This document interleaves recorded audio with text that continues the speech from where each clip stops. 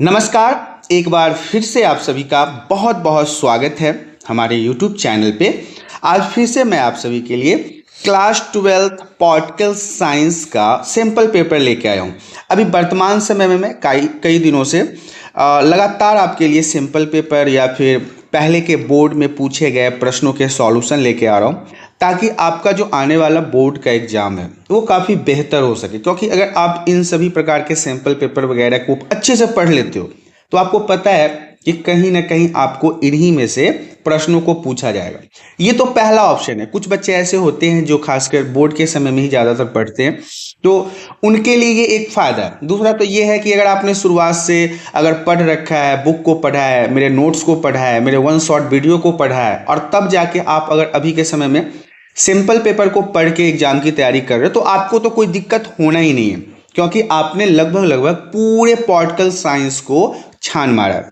तो यहाँ पे मैं आपको बताना चाहूँगा हमेशा की तरह कि परीक्षार्थी जो होंगे वो कोड को उत्तर पुस्तिका के मुख्य पृष्ठ पर अवश्य लिखेंगे। यही हमारा कोड होगा। Candidate must write the code on the title page of the answer book. ये आपका रोल नंबर है। आपको क्वेश्चन पेपर पे अपना रोल नंबर जरूर लिखना है। तो यहाँ पे आपको देखना है टोटल, क्योंकि ये सिंपल पेपर है। सबसे पहला पॉइंट तो आपको कहता है कि आपको जांच कर लेना है कि आपके जो क्वेश्चन पेपर हैं उसमें 12 पृष्ठ हैं कि नहीं। दाहिने की ओर जो आपके कोड नंबर है उसे आपको अपने आंसर शीट में लिखना है। 27 प्रश्न है टोटल इस टोटल क्वेश्चन पेपर जो आज मैं आपको बता रहा हूँ। 15 मिनट का समय दिया जाएगा। तो ये सारी चीज़ें ऑलरेडी हमने पहले के भी कई सारे पॉइंटों में डिस्कशन कर रखा है। आज जो मुख्य बात हमारे है ये है कि राजनीति विज्ञान पॉलिटिकल साइंस का हमारे पास सैंपल पेपर है। 3 घंटे का समय है, 100 मार्क्स हैं, और इसके अंदर जितने भी प्रश्न आपको दिए गए हैं उन सभी को करना है, और महत्वपूर्ण भी है। आज जो मैं आपको ये सैंपल पेपर करवा रहा हूँ इसके अंदर कई सारे ऐसे प्रश्न हैं जो बहुत वेरी इंपॉर्टेंट हैं। और सामान्य अगर निर्देश की बात कर लें तो सभी प्रश्नों को करना अनिवार्य है। 1 से 5 तक का जो प्रश्न है वो 1 अंक का है, जिसको आपको 20 शब्दों में लिखना है। 6 से 10 तक की जो प्रश्न संख्या है उसके उत्तर 40 शब्दों में लिखना है, क्योंकि ये आपको 2 नंबर देगा। इसके अलावा 11 से 16 तक के जो प्रश्न हैं वो 4 अंकों के हैं, इसके उत्तर आपको 100 शब्दों में लिखना है।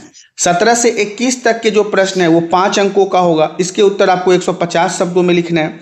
और 21 जो प्रश्न नंबर है वो मानचित्र पर आधारित होगा, वो मैप पे आधारित होगा, इसका उत्तर भी आपको अपने उत्तर पुस्तिका में लिखना है। 22 से 27 तक का जो प्रश्न है वो 6 अंक का होगा, वेरी इंपॉर्टेंट होगा, और इसके उत्तर आपको 150 शब्दों में लगभग लिखने हैं। एक चीज़ आपको हमेशा याद रखना है, जो हमेशा मैं आपको बताता हूँ, कभी भी आपको बहुत ज़्यादा 400, 500, 1000 शब्दों में आंसर लिखने की कोशिश ना करें। 150 से 160 शब्दों में उत्तर लिखें, और सटीक उत्तर हो, पॉइंट टू पॉइंट हो, जो टीचर को भी पढ़ने में आसानी हो, तो वो आपको नंबर पूर्ण रूप से देंगे। अब यहाँ पे हम शुरुआत करेंगे। सबसे पहला प्रश्न हमारा कहता है, वर्चस्व तंत्र में छुपने की राजनीति का क्या अभिप्राय है। 1 नंबर के लिए प्रश्न है कि वर्चस्व तंत्र में छुपने का क्या अभिप्राय होता है। तो इसके आंसर में आपको लिखना है। मैंने स्क्रीन को आधे आधे भागों में बांट रखा है, ताकि एक तरफ आपको प्रश्न भी समझ में आए और दूसरी तरफ जो हमने उत्तर को तैयार किया है वो भी आपको समझ में आए। तो वर्चस्व तंत्र, वर्चस्व का मतलब तो आपको पता है, अपने पावर, शक्ति को दिखाना। तो वर्चस्व तंत्र में छुपाने की राजनीति का अर्थ है सत्ता प्राप्त करने या बनाए रखने के लिए जानकारी, सच्चाई, वैकल्पिक विचारों को दबाना, विकृत करने, छिपाने की राजनीति, या फिर सूचना नियंत्रण प्रोपगंडा जो होता है उसको चलाना, ऐतिहासिक तथ्यों का दमन करना, सांस्कृतिक प्रभुत्व के माध्यम से समाज पे प्रभाव डालना। देखिए, वर्चस्व तंत्र में छुपने की राजनीति का मतलब है कि अपने पावर को बरकरार बनाए रखने के लिए, सत्ता में लगातार बने रहने के लिए जानकारी प्रदान करना, सच बोलना, झूठ बोलना, अपने विचारों के माध्यम से दूसरे के विचारों को कुचलना, या फिर नई रणनीति बनाना, नई राजनीतिक तरीकों को लाना, प्रोपगंडा फैलाना, समूह के अंदर आपको लोगों के अंदर अलग अलग प्रकार के विचारों को पैदा करना। तो ये सारी चीजें जो हैं वो कहीं ना कहीं वर्चस्व तंत्र में छुपने की राजनीति को दर्शाता है। ये 1 नंबर का प्रश्न था। दूसरे नंबर पे हमारा कहता है, आजादी के समय कांग्रेस पार्टी को एक सतरंगा सामाजिक गठबंधन क्यों कहा गया है? देखिए, आज़ादी के समय में अगर आपसे बोला जाए कि कांग्रेस पार्टी तो जो थी, क्योंकि आपको पता है कि बहुत पुरानी पार्टी है, 1885 व्यूम ने इसे बनाया था, तो बहुत पुरानी पार्टी है।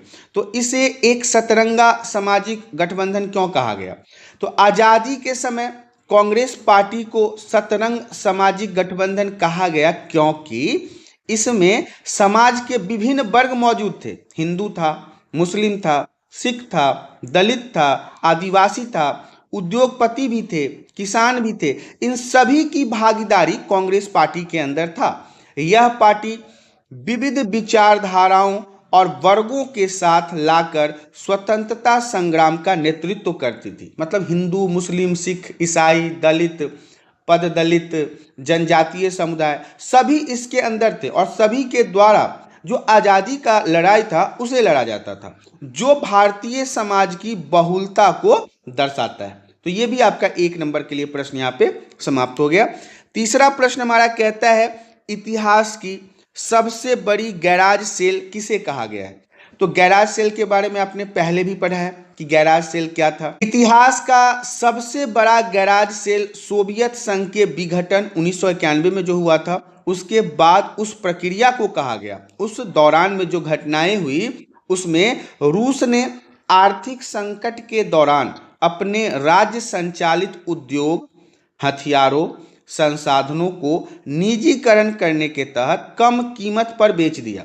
यह वैश्विक अर्थव्यवस्था में एक बड़ा परिवर्तन था और इसे ही इतिहास का सबसे बड़ा गैराज सेल कहा गया। जब सोवियत संघ का विघटन हुआ 1991 के बाद, उसके बाद क्या हुआ कि इसकी आर्थिक स्थिति, किसकी? रूस की, बहुत चरमरा सी गई थी। तो फिर इसके अंदर में जितने भी बड़े बड़े फैक्ट्री थे, जितने भी बड़े बड़े हथियार थे, जितने भी बड़े रिसोर्सेज थे, संसाधन थे, इन सभी को अलग अलग प्राइवेट लोगों के हाथ में, निजी लोगों के हाथ में बड़े ही औने पौने दामों में बेच दिया गया और यही इस समय का सबसे बड़ा गैराज सेल कहलाता है।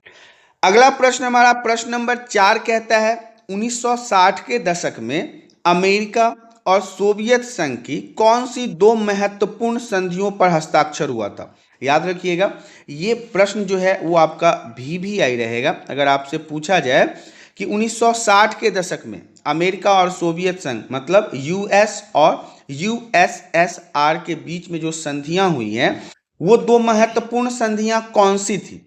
तो इसके उत्तर में आपको लिखना है, 1960 के दशक में अमेरिका और सोवियत संघ के बीच में 2 महत्वपूर्ण संधियां हुई। पहला संधि जो था वो था परमाणु परीक्षण प्रतिबंध संधि, 1963 में हुआ था। ये वातावरण, अंतरिक्ष और पानी के भीतर परमाणु परीक्षणों पर प्रतिबंध लगाया गया। मतलब ऐसा कहा गया कि आप जो भी परमाणु हथियार बनाओगे, जो भी परमाणु हथियार को तैयार करोगे, उसका उपयोग आप अंतरिक्ष में नहीं करोगे, पानी के अंदर नहीं करोगे। तो ये संधि पहली थी। दूसरा संधि था अंतरिक्ष संधि, जो 1967 में हुआ था, 1967 में हुआ था। अंतरिक्ष का सैन्यीकरण रोकने और इसे शांतिपूर्ण उद्देश्यों के लिए उपयोग करने पर सहमति हुई। अंतरिक्ष संधि में बताया गया कि अंतरिक्ष के अंदर अपनी सेनाओं को जमा करना, वहां अभ्यास करना, ये सारी चीजें नहीं होनी चाहिए। इसके लिए भी एक संधि हुई जो US और USSR के बीच में हुआ। नेक्स्ट क्वेश्चन है क्वेश्चन नंबर 5, जो कहता है, सरदार वल्लभ भाई पटेल के प्रयासों से भारतीय संघ में रजवाड़ों का विलय कैसे हुआ? तो देखिए, ये भी महत्वपूर्ण प्रश्न है और कई क्लासों से आप पढ़ते आए हैं कि सरदार वल्लभ भाई पटेल, जिन्हें लौह पुरुष भी कहा जाता था, इन्होंने बड़े ही दिमाग लगा के भारत के जितने भी रजवाड़े थे उन्हें भारतीय संघ में विलय किया था। इसके उत्तर में आपको लिखना है, सरदार वल्लभ भाई पटेल ने 562 रियासतों को भारतीय संघ में बड़े ही शांतिपूर्ण ढंग से विलय करवाया था। तो एक क्वेश्चन तो यहाँ पे ये भी बनता है कि जब भारत आजाद हुआ उस समय भारत में 562 रियासतें या फिर आप रजवाड़े कह सकते हैं मौजूद था। उन्होंने लौह इरादे और कुशल कूटनीति से रजवाड़ों को भारत की एकता और विकास में शामिल होने के लिए प्रेरित किया। उन्होंने विलीनीकरण की शर्तों में स्वायत्त और आर्थिक हितों का ध्यान रखा। हैदराबाद और जूनागढ़ जैसे विवादित क्षेत्र जो थे, जहां पे मुश्किलें बहुत ज़्यादा थी, समस्याएं बहुत ज़्यादा थी, इन क्षेत्रों का भी सरदार वल्लभ भाई पटेल ने सफल समाधान निकाला और इन्हें भी भारतीय संघ के अंदर विलय होने के लिए प्रेरित किया था। अगला प्रश्न नंबर 6 कहता है अप्रवासी और शरणार्थी के बीच में अंतर स्पष्ट कीजिए। ये भी आपका VVI रहेगा, वेरी वेरी इंपॉर्टेंट। अप्रवासी क्या होता है, शरणार्थी क्या होता है और इनके बीच में अंतर क्या है। तो देखिए, छठे प्रश्न का उत्तर आपको लिखना है अप्रवासी। मतलब अप्रवासी तो वो व्यक्ति होता है जो स्वेच्छा से, मतलब अपनी इच्छा से अस्थायी रूप से दूसरे देश में बसने के लिए चला जाता है, मतलब अपनी इच्छा से। अक्सर ये व्यक्ति रोजगार की तलाश में जाते हैं, शिक्षा की तलाश में जाते हैं या बेहतर जीवन की तलाश में जाते हैं। तो ऐसे लोगों को अप्रवासी कहते हैं, जो अपनी इच्छा से कहीं दूसरे देश, राज्य या कहीं दूसरे जगह पे जाके बस जाते हैं। अब हम बात कर लेते हैं शरणार्थी के बारे में, जिसे इंग्लिश में रिफ्यूजी भी कहा जाता है। शरणार्थी वह व्यक्ति है जो युद्ध के कारण या फिर सताए जाने के कारण, उत्पीड़न के कारण या फिर किसी प्राकृतिक आपदा के कारण, अपनी परिस्थितियों के कारण मजबूरन अपने देश को छोड़कर सुरक्षा के लिए अन्य देश में चला जाता है। तो इसे आप शरणार्थी कह सकते हैं। इसका एक एग्जाम्पल भी मैं देना चाहूँगा कि हाल फिलहाल में आपने देखा था कि कैसे नेपाल में वहाँ पे भूकंप हो गया था, अर्थक्वेक बहुत तेजी से आया, तो वहाँ के लोग बहुत सारे जो हैं वो भारत में आ गए, जिसमें भारत के जो जिला हैं जैसे दरभंगा, मधुबनी, सीतामढ़ी, समस्तीपुर, बेगूसराय में आके वो लोग रहना शुरू हो गए।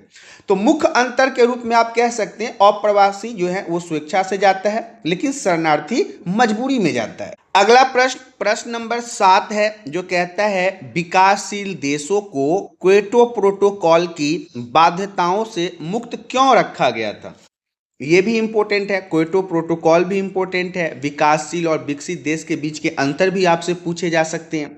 तो यहाँ पे 7वें प्रश्न का उत्तर आपको लिखना है विकासशील देशों को क्योटो प्रोटोकॉल की बाध्यताओं से मुक्त रखा गया क्योंकि उनके औद्योगिक विकास और ग्रीन हाउस गैस उत्सर्जन का स्तर ऐतिहासिक रूप से कम था। तो इस कारण से जो विकासशील देश थे उनको इसके बाध्यताओं से अलग रखा गया, लेकिन जो विकसित देश थे उन पे ये सारे नियम चालू थे। क्योटो प्रोटोकॉल का उद्देश्य विकसित देश जो प्रमुख प्रदूषक रहे, जिनके कारण ज्यादा प्रदूषण फैला है, उनको अधिक जिम्मेदारी देना था, ताकि विकासशील देशों को आर्थिक विकास और गरीबी उन्मूलन का भी अवसर मिल सके, ये भी अपने देशों में विकास कर सके, फैक्ट्रियां लगा सके, नए नए योजनाएं ला सके। तो ये 7वें प्रश्न का उत्तर था। 8वां प्रश्न हमारा कहता है भारत और पाकिस्तान के बीच 1965 में युद्ध होने के मुख्य कारण को उजागर कीजिए। 1965 में भारत और पाकिस्तान के बीच में युद्ध हुआ था, उसके मुख्य कारण के बारे में आपको बताना है। 2 नंबर का प्रश्न यहां से शुरू हो गया है, ध्यान रखिएगा। हमने जो अभी 7वां किया है वो भी 2 नंबर का प्रश्न है, 8वां जो कर रहे हैं वो भी 2 नंबर का प्रश्न है। तो 8वें के उत्तर में आपको लिखना है भारत और पाकिस्तान के बीच 1965 के जो युद्ध हुए हैं उसमें कश्मीर विवाद मुख्य कारण था। पाकिस्तान ने ऑपरेशन जिब्राल्टर के तहत कश्मीर में घुसपैठ कर भारत को अस्थिर करने की कोशिश की। पाकिस्तान के जो सैनिक थे वो ऑपरेशन जिब्राल्टर चलाया और कश्मीर में घुस के भारत की व्यवस्था को मतलब कि खराब करने की कोशिश कर रहा था। इसके जवाब में भारत ने पाकिस्तान पर आक्रमण का मुकाबला किया और यह युद्ध जो है वो नियंत्रण रेखा के दोनों ओर लड़ा गया। अंततः ताशकंद समझौता हुआ इसमें और 1966 के साथ इसका समाप्ति हुआ। और यही ताशकंद समझौते में हमारे देश के बड़े ही भावी प्रधानमंत्री लाल बहादुर शास्त्री का निधन भी हो गया, जिसमें दोनों पक्षों के कब्जे वाले क्षेत्रों की छोड़ने पे सहमति जताई गई। जो भारत ने कब्जा कर लिया था पाकिस्तान के काफी सारे इलाकों पे, क्योंकि युद्ध तो पाकिस्तान ने ही शुरू किया था, तो जब भारत ने जवाबी कार्रवाई किया तो पाकिस्तान के सैनिक दुम दबा के भाग गए। तो भारत के सैनिकों ने उनके कई बड़े हिस्सों पर अपना आधिपत्य कर दिया। लेकिन जब समझौता हुआ तो दोनों देशों के बीच में यही हुआ कि आपने जितना जमीन कब्जा में किया है उसे आप रिलीज कर दें। और यह समझौता जो है वो रूस के शहर ताशकंद में हुआ था, इसीलिए इसे हम ताशकंद समझौता के नाम से जानते हैं। अगला प्रश्न नंबर 9 कहता है आसियान शैली का अर्थ स्पष्ट कीजिए कि आसियान शैली क्या था। जितने भी मैंने अभी तक आपको पॉलिटिकल साइंस के सैंपल पेपर पढ़ाए हैं तो सारे राजनीतिक विज्ञान में आपको कहीं ना कहीं आसियान शैली के बारे में पूछा जाता है। वेरी वेरी इंपॉर्टेंट है, 2 नंबर का प्रश्न है, इसे देख लेते हैं। अगला प्रश्न नंबर 9 कहता है आसियान शैली का अर्थ स्पष्ट कीजिए। आसियान शैली का मतलब क्या है ये बताइए। अगला प्रश्न नंबर 9 कहता है आसियान शैली का अर्थ स्पष्ट कीजिए कि आसियान शैली का मतलब क्या होता है। इसके उत्तर में आपको लिखना है। प्रश्न नंबर 9 है हमारा, आसियान शैली का अर्थ है आसियान कि इसके अंदर के जितने भी देश हैं उनके बीच में संवाद करना, इनके लिए एक विशेष दृष्टिकोण बनाना, और आसियान का फुल फॉर्म भी आपको याद रखना है, association of south east Asian nation. यह शैली संगठन के कार्य और निर्णय प्रक्रिया को अनौपचारिकता, सहमति और विवाद टालने के सिद्धांतों पर आधारित होता है। और इसके जो प्रमुख निम्नलिखित तत्व हैं उसके बारे में भी जान लीजिए। पहला आपको अनौपचारिकता याद रखना है, दूसरा सहमति याद रखना है, तीसरा गैर हस्तक्षेप का सिद्धांत याद रखना है। और मुख्य काम जो है इसके अंदर जितने भी देश सदस्य देश हैं उनके आपस के लड़ाई झगड़े, मतभेद को खत्म करना, शांति बनाए रखना, स्थिरता को, विकास को बढ़ावा देना, आपस में व्यापार को बढ़ावा देना, ये इसके प्रमुख कार्यों में से एक हैं। तो ये आसियान शैली के अर्थ के बारे में था। अगला प्रश्न हमारा कहता है प्रश्न नंबर 10, आसियान द्वारा मध्यस्थता के माध्यम से क्षेत्रीय संघर्षों को समाप्त करने के कोई 2 उदाहरण दीजिए। मतलब कि आज तक जो आसियान ने अपने किसी क्षेत्र में लड़ाई झगड़े को बैठ के समाप्त करवाया है उसके किसी 2 उदाहरण के बारे में बताना है। तो प्रश्न नंबर 10 का उदाहरण लिखना है, आसियान जो है वो मध्यस्थता के माध्यम से क्षेत्रीय संघर्षों को समाप्त करने का प्रमुख 2 उदाहरण है। पहला तो है कंबोडिया संघर्ष जो 1990 में हुआ। तो कंबोडिया संघर्ष में क्या था, जो आसियान ने मध्यस्थता करवा के इनके बीच में सुलह करवाया, तो कंबोडिया में जारी गृह युद्ध को समाप्त करने के लिए आसियान ने मध्यस्थता किया और 1991 में आसियान की पहल पर पेरिस शांति समझौता हुआ जिसमें कंबोडिया में शांति बहाल हुआ और नागरिक सरकार की स्थापना हुई। तो पहला तो ये था। दूसरा है सिंधु जल संधि जो 1960 में हुआ। पाकिस्तान और भारत के बीच सिंधु नदी के जल के वितरण को लेकर विवाद लंबे समय से चल रहा था। तो आसियान देशों ने क्या किया, इनके बीच में मध्यस्थता करवाया और इस विवाद को सुलझाने में मदद की, जिससे दोनों देशों के बीच में पानी के बंटवारे को लेकर जो विवाद था उसका समझौता हुआ। और ये समझौता आज तक प्रभावशाली है। आज भी सिंधु घाटी के मतलब सिंधु के नदी के जल को लेकर विवाद नहीं हो रहा है। अगला प्रश्न नंबर 11 हमारा कहता है गठबंधन युग में जितने भी राजनीतिक दलों की उभरती हुई सहमति थी इनके किन्हीं 4 मुद्दों का वर्णन करना है। VVI प्रश्न रहेगा, वेरी वेरी इंपॉर्टेंट, कि गठबंधन का युग का जब शुरुआत हुआ तो उसमें जो राजनीतिक दल थे उसमें जो उनकी सहमतियां थी, उनके जो आपस की सहमतियां थी उनके ऊपर 4 पॉइंटों के ऊपर हमें चर्चा करना है। तो इसका उत्तर लिखना है आपको 11 का। 11 प्रश्न का उत्तर होगा हमारा कि गठबंधन के दौरान भारत की जो राजनीति थी इसमें बहुत सारे मुद्दे थे और उनमें से कुछ प्रमुख मुद्दे थे। अब उन मुद्दों में से 4 मुद्दों के बारे में बात कर लेते हैं। सबसे पहला मुद्दा हमारा है संविधान और लोकतंत्र की रक्षा, क्योंकि भारत के आज़ादी के बाद सबसे पहले हमारे पास जो समस्या था वो हमारी अखंडता को बचाना था। तो अधिकांश जो राजनीतिक दल थे, जितने भी राजनीतिक दल थे, चाहे वो राज्य स्तर पर हो या देश स्तर पर हो, तो उन्होंने भारतीय संविधान के मूल सिद्धांत जो थे, जितने भी सिद्धांत थे, उनको लोकतांत्रिक संस्थाओं की रक्षा करने पर सहमति जताई। सारी राजनीतिक पार्टी ने कहा कि हमारे भारत के जो कॉन्स्टिट्यूशन है और जो डेमोक्रेसी है इसकी रक्षा तो सबसे पहले होनी चाहिए। यह मुद्दा लोकतांत्रिक प्रक्रिया को बनाए रखने के लिए महत्वपूर्ण था, क्योंकि एक देश डेमोक्रेटिकल तभी होता है जब उसके नियम कानून जो हैं वो सभी के लिए समान लागू हो। तो सबसे पहले मुद्दे में जितने भी राजनीतिक पार्टी थे, पॉलिटिकल पार्टी थे, उन सभी ने इस बात पे सहमति जताई कि हमारे भारत के संविधान का सबसे ज्यादा अहम योगदान होना चाहिए। दूसरा पॉइंट हमारा कहता है धार्मिक तटस्थता और धर्मनिरपेक्षता। मतलब हमारे भारत देश में जितने भी धर्म हैं उन सभी का आदर होना चाहिए। कोई धर्म बड़ा नहीं होगा, कोई धर्म छोटा नहीं होगा। इस पे भी भारत के उस समय मौजूद जितने भी राजनीतिक पार्टी थे इन सभी ने अपनी सहमति जताई थी, क्योंकि इससे क्या होता है कि सांप्रदायिकता और तनाव या फिर एक धर्म से दूसरे धर्म में मतभेद या लड़ाइयां कम होती है। तीसरा पॉइंट हमारा कहता है आर्थिक सुधार और विकास। विभिन्न दलों के बीच, मतलब अलग अलग राजनीतिक पार्टियों के बीच आर्थिक न्याय के लिए विकास योजना पर सहमति बना कि हमें भारत के सभी लोगों के लिए नई नई योजनाएं लानी है जिससे उनका विकास हो सके। जितने भी गरीब लोग हैं, जितने भी दलित लोग हैं, जितने भी वंचित वर्ग हैं, इन सब को भी अवसर मिलना चाहिए ताकि वो समानता में आके अपने आप को विकास कर सके। ये तीसरा पॉइंट आप लिख सकते हैं। चौथा पॉइंट वहीं पे हमारा कहता है विदेश नीति। यह भी इंपॉर्टेंट था। जितने भी हमारे पड़ोसी मुल्क हैं जैसे कि पाकिस्तान हो गया, चीन हो गया, इनके साथ शांति बनाए रखना भी बहुत जरूरी था। तो अंतर्राष्ट्रीय मंच पर भारत की स्थिति को मजबूत करने पे अलग अलग राजनीतिक पार्टियों ने यह भी कहा कि हमारी जो विदेश नीति है ये भी मजबूत होनी चाहिए। ये मुद्दे जितने भी हैं ये गठबंधन सरकारों के भीतर सहयोग और उनको स्थिर बनाए रखने में सहायता प्रदान करेगा। नहीं तो आप पाकिस्तान की हालत देख रहे हो, बांग्लादेश की हालत देख रहे हो कि किस प्रकार से डेमोक्रेसी को भंग करके वहां पे सैन्य शासन को लगाया जाता रहा है। अगला प्रश्न नंबर 12 हमारा कहता है स्वतंत्र भारत के पहले 3 आम चुनावों में कांग्रेस का प्रभुत्व बहुत ज्यादा था।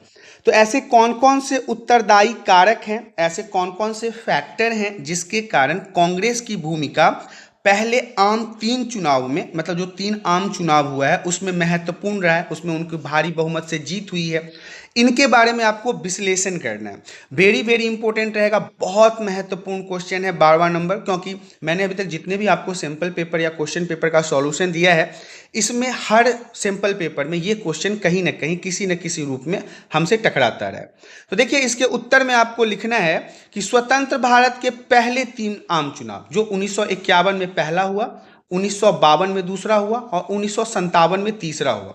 तो 1951, 1952 का पहला, 1957 का दूसरा और तीसरा जो है 1962 का, इन 3 आम चुनावों में कांग्रेस की भारी विजय हुई, कांग्रेस का वर्चस्व बना रहा। इसके बहुत सारे हालांकि फैक्टर हैं, बहुत सारे कारण हैं, लेकिन मुख्य रूप से ये क्वेश्चन नंबर आपका जो है 12वां वो 4 नंबर के लिए पूछा जा रहा है। तो आपको इसमें से 5 से 6 पॉइंट को बड़े ही अच्छे तरीके से लिखना पड़ेगा, जिसमें पहला है नेहरू का नेतृत्व। पंडित जवाहरलाल नेहरू जो थे वो आजाद होने के बाद फर्स्ट प्राइम मिनिस्टर भी थे, पहले विदेश मंत्री भी थे। तो इनके जो काम करने का तरीका था वो लोगों को बहुत पसंद आता था और ये बहुत ही लोकप्रिय नेता थे। भारतीय जनता के अंदर उनका विश्वास जो था भारत के जनता का वो पंडित जवाहरलाल नेहरू को लेके बहुत ज्यादा था। यही सब कारण है कि पहले 3 आम चुनावों में कांग्रेस को काफी अच्छा समर्थन मिला और इसे भारी जीत भी प्राप्त हुआ। दूसरा पॉइंट आप लिख सकते हैं नेहरूवियन समाजवाद। अब ये क्या है? तो देखिए कांग्रेस ने समाजवाद को अपना मुख्य आदर्श बनाया, जिसमें जितने भी भारत के गरीब लोग थे, जितने भी भारत के मजदूर लोग थे, जितने भी भारत के किसान लोग थे, इन सभी को समान अधिकार दिलवाया, भूमि सुधार का कार्यक्रम चलाया, औद्योगिकरण, फैक्ट्री लगाने पे जोर दिया, जिससे समाज में इनका वर्चस्व और ज्यादा बढ़ गया। तीसरे नंबर पे पॉइंट पे हमारा है भारत विभाजन और उसके बाद की स्थिति। आपको पता है कि भारत के विभाजन के बाद जो हमारी भारत की स्थिति थी वो बहुत ज़्यादा सही नहीं थी, हमारी अर्थव्यवस्था बहुत ज़्यादा चरमरा गया था।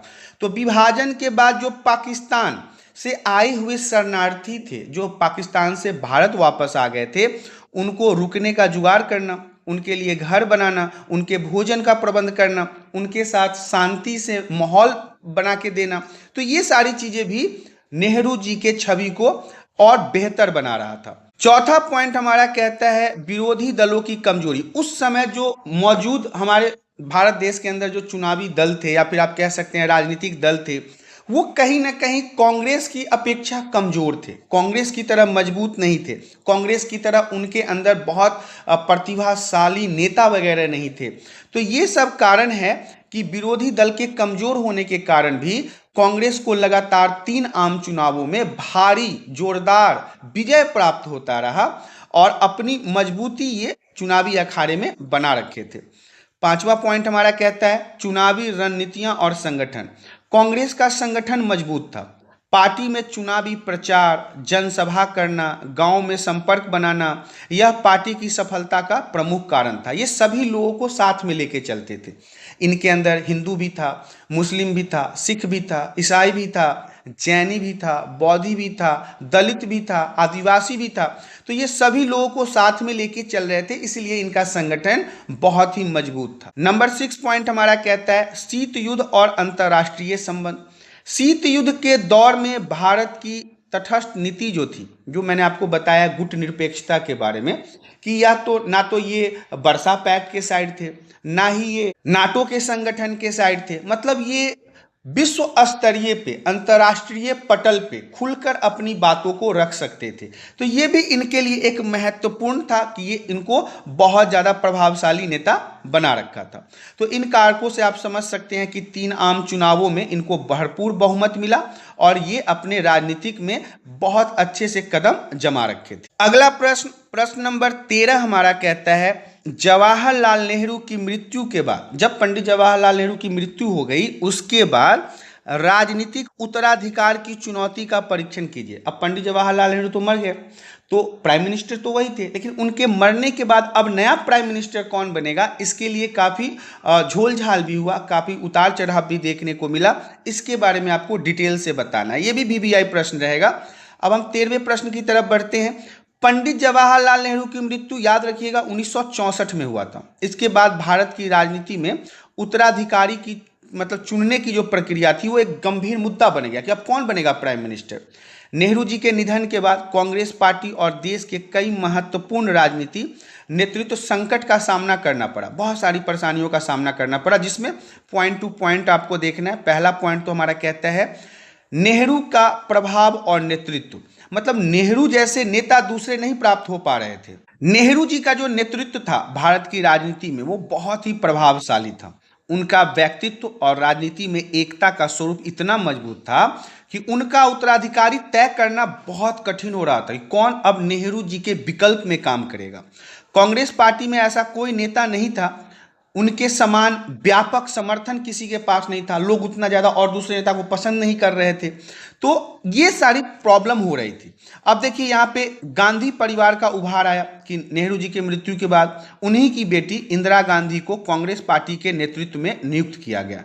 इंदिरा गांधी को इनका सुप्रीमो बनाया गया इस पार्टी का। हालांकि इंदिरा गांधी की जो प्रारंभिक स्थिति थी वो बहुत ज़्यादा नॉलेज नहीं था उनके पास, बहुत ज़्यादा समर्थन नहीं था, लेकिन सिर्फ और सिर्फ पंडित जवाहरलाल नेहरू की बेटी थी, इस कारण से उनको पार्टी का प्रमुख बना दिया गया। उन्होंने पार्टी के भीतर अपनी स्थिति को बहुत जल्दी सशक्त किया, मतलब मजबूत किया। पार्टी के भीतर बाहरी जो चुनौतियां थी उनका सामना भी करना पड़ा और धीरे धीरे वो पार्टी की प्रमुख नेता के रूप में उभरी। लोग उन्हें पसंद करना शुरू कर दिए। इसके अलावा अब हमारे पास है विरोधी दलों की चुनौती। जो कांग्रेस के अलावा राजनीतिक पार्टी था उनका भी विरोध इनको सहना पड़ा। अब तो नेहरू जी की मृत्यु हो गई तो विपक्षी दल ने कांग्रेस के नेतृत्व पर सवाल उठाना शुरू कर दिया। भारतीय जनसंघ, प्रजा सोशलिस्ट पार्टी और अन्य जो क्षेत्रीय पार्टी थी उन्होंने इंदिरा गांधी की नीति नियम के खिलाफ विरोध करना शुरू कर दिया। लेकिन इंदिरा गांधी ने अपनी राजनीतिक कुशलता और ताकत से इन चुनौतियों का मुकाबला करती रही, क्योंकि वो एक मजबूत पार्टी की लीडर थी, इसलिए इन सभी चीज़ों को वो दबाती रही।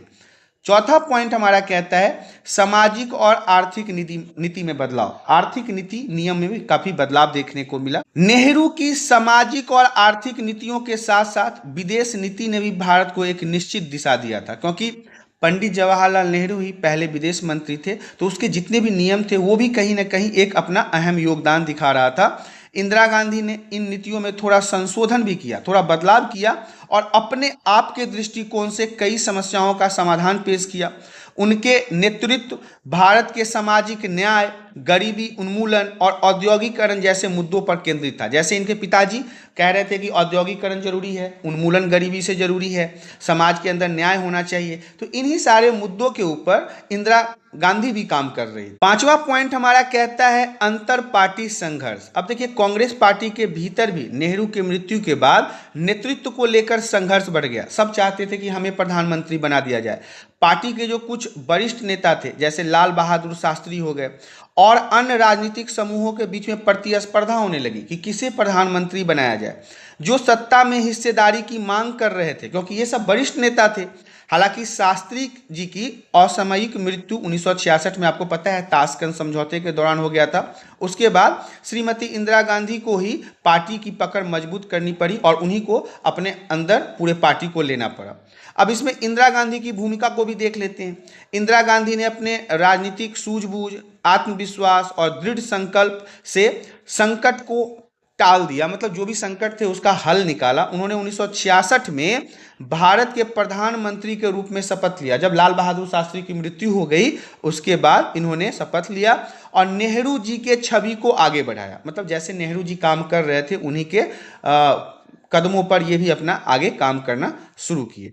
कुल मिलाकर यहाँ पे बताया जाए तो नेहरू जी के मृत्यु के बाद, मतलब जब वो मर गए, तो राजनीतिक उत्तराधिकार की चुनौती का परीक्षण यही दिखाता है कि किस प्रकार इंदिरा गांधी ने अपनी शक्ति, अपनी कूटनीति और नेतृत्व क्षमता से कांग्रेस पार्टी और भारत की राजनीति में अपनी स्थिति मजबूत कर ली। और यह जो समय था पार्टी और देश दोनों के लिए एक महत्वपूर्ण या फिर कह सकते हैं संकटपूर्ण समय था। तो ऐसे समय में भी श्रीमती इंदिरा गांधी ने पार्टी की कमान संभाली और अपने आप को इस सक्षम बनाया कि वो एक देश के प्रधानमंत्री के रूप में काम कर सके। अगला प्रश्न नंबर 14 हमारा कहता है 1975 में राष्ट्रीय आपातकाल की घोषणा करने के समय सरकार द्वारा दिए गए किन्हीं कारणों का विश्लेषण कीजिए कि क्या ऐसे फैक्टर थे जिसके कारण भारत की प्रधानमंत्री ने उस समय आपातकाल लगा दिया था। तो देखिए 14 नंबर क्वेश्चन में आपको लिखना है 1975 में राष्ट्रीय आपातकाल की घोषणा करते समय प्रधानमंत्री श्रीमती इंदिरा गांधी ने अपने सरकार के कुछ प्रमुख कारकों का हवाला दिया। मतलब उन्होंने कुछ ऐसे ऐसे फैक्टर बताए जिसके कारण उन्होंने बताया कि देश के अंदर इमरजेंसी लगना जरूरी है। जिसमें पहला पॉइंट तो उन्होंने बताया संविधान और राजनीतिक संकट का हवाला। उन्होंने कहा कि संविधान के ऊपर खतरा है। इंदिरा गांधी ने आपातकाल की घोषणा करते हुए कहा कि देश में संवैधानिक संकट उत्पन्न हो गया है। उन्होंने यह तर्क दिया कि जितने भी विपक्ष के दल हैं या फिर जितने भी और लोग हैं वो अवरोध उत्पन्न कर रहे हैं। सरकार को इससे खतरा है, देश को इससे खतरा है, देश इससे खंडित हो सकता है।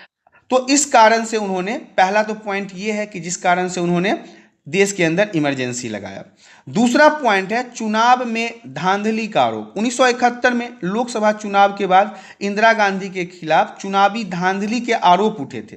इसी कारण से 1975 में इलाहाबाद उच्च न्यायालय ने इंदिरा गांधी के चुनाव को अवैध करार दे दिया और उन्हें 6 साल के लिए चुनाव लड़ने के लिए अयोग्य घोषित कर दिया। अब इस निर्णय से क्या हुआ कि इन्होंने पूरे देश में आपातकाल लगवा दिया और कहा कि देश हमारा जो है वो खतरे में है, गृह युद्ध का संभावना है, जिस कारण से इन्होंने पूरे देश में इमरजेंसी लगवा दिया। तीसरा पॉइंट आप कह सकते हैं सामाजिक असंतोष और विपक्षी आंदोलन। विपक्ष के जितने भी राजनीतिक पार्टी थे वो कहीं ना कहीं कांग्रेस के खिलाफ आंदोलन कर रहे थे। 1970 के दशक में पूरे देश में कांग्रेस के खिलाफ आंदोलन चल रहा था। जेपी नारायण, मतलब जयप्रकाश नारायण जैसे मजबूत विपक्ष के नेता ने संपूर्ण क्रांति का आंदोलन कर दिया था, जिससे पूरा देश इंदिरा गांधी के खिलाफ हो गया। ये संघर्ष बढ़ता जा रहा था और आपातकाल के दौरान विपक्षी नेता को भी गिरफ्तार कर लिया। इंदिरा गांधी ने आपातकाल लगा के जितने भी विपक्ष के नेता थे उन सभी को दबाने का प्रयास किया, उन सभी को उठा के जेल में डाल दिया। चौथा पॉइंट कहता है आर्थिक संकट। अब हम आर्थिक संकट के बारे में जान लेते हैं। 1970 के दशक के बीच मध्य कहने का मतलब बीच के समय में आर्थिक संकट का सामना पूरा देश कर रहा था, जिसमें खाद्य संकट था, महंगाई था, बेरोजगारी था। इन सभी समस्याओं का मतलब समाधान निकल नहीं रहा था और जनता इससे परेशान था, गुस्से का कारण बन रहा था पूरे देश में। साथ ही भारत पाकिस्तान युद्ध 1971 में उसके बाद जो है हमारे भारत की अर्थव्यवस्था और थोड़ा धीमा हो गया। तो इंदिरा गांधी ने इन समस्याओं का समाधान करने के लिए आपातकाल लगाया, इमरजेंसी लगाया, ताकि सरकार बिना किसी विरोध से अपनी योजनाओं को लागू कर सके। पांचवा पॉइंट हमारा कहता है सामाजिक और सांप्रदायिक तनाव। पूरे देश में क्या था, इंदिरा गांधी के द्वारा ऐसा मत बताया गया कि हिंदू, मुस्लिम, सिख, ईसाई का आपस में लड़ाई चल रहा है, तो ऐसे में पूरे देश में सांप्रदायिक हिंसे हो सकते हैं, धर्म को लेकर लड़ाइयाँ हो सकती है। तो धर्म के इस लड़ाई को रोकने के लिए आपातकाल की आवश्यकता है। इसी दौरान मीडिया, विरोधी दल, जन समूहों की गतिविधियों पर कड़ी निगरानी रखी गई। अगला पॉइंट है न्यायपालिका का दखल। देखिए, इंदिरा गांधी ने यह भी कहा कि न्यायपालिका उनके कार्यों में हस्तक्षेप कर रही है, उनको सही तरीके से काम नहीं करने दे रहा है। इलाहाबाद उच्च न्यायालय को 1975 में जब फैसला आया तो उसके लिए एक चुनौती बन गया। यह निर्णय उनके खिलाफ राजनीति से प्रेरित था। उनका ऐसा मानना था कि ये राजनीति हो रहा है, न्यायालय उनके साथ राजनीति कर रहा है। इस कारण से उन्होंने आपातकाल जैसे चीजों को पूरे भारत देश में लगा दिया। अगला प्रश्न नंबर 15 हमारा कहता है 1995 में भारत ने अप्रसार संधि एनपीटी को अनिश्चित काल के लिए बढ़ाने का विरोध क्यों किया था। ये भी महत्वपूर्ण रहेगा कि 1995 में भारत ने परमाणु का जो अप्रसार संधि था, जिसे हम एनपीटी भी कहते हैं, उसको अनिश्चित काल तक बढ़ाने का विरोध क्यों किया। तो ये महत्वपूर्ण है, बहुत बहुत महत्वपूर्ण ये प्रश्न रहेगा। 1995 में भारत ने परमाणु अप्रसार संधि एनपीटी को अनिश्चित काल तक बढ़ाने का विरोध इसलिए किया क्योंकि भारत जो था ऐसा मानता था कि परमाणु संधि परमाणु शक्ति रखने वाले देशों को, विशेष रूप से विकसित देशों को, एक परमाणु क्लब के रूप में मान्यता देती है। क्योंकि उस समय परमाणु बहुत सारे देशों में था। जो विकसित देश थे, जो पहले से बहुत ज़्यादा डेवलप हो चुके थे, उनके पास तो बहुत सारे परमाणु हथियार थे, लेकिन जो विकासशील देश थे उनके पास तो परमाणु हथियार नहीं था। तो इस कारण से भारत इसका विरोध कर रहा था, क्योंकि भारत को भी तो परमाणु हथियार बनाना था।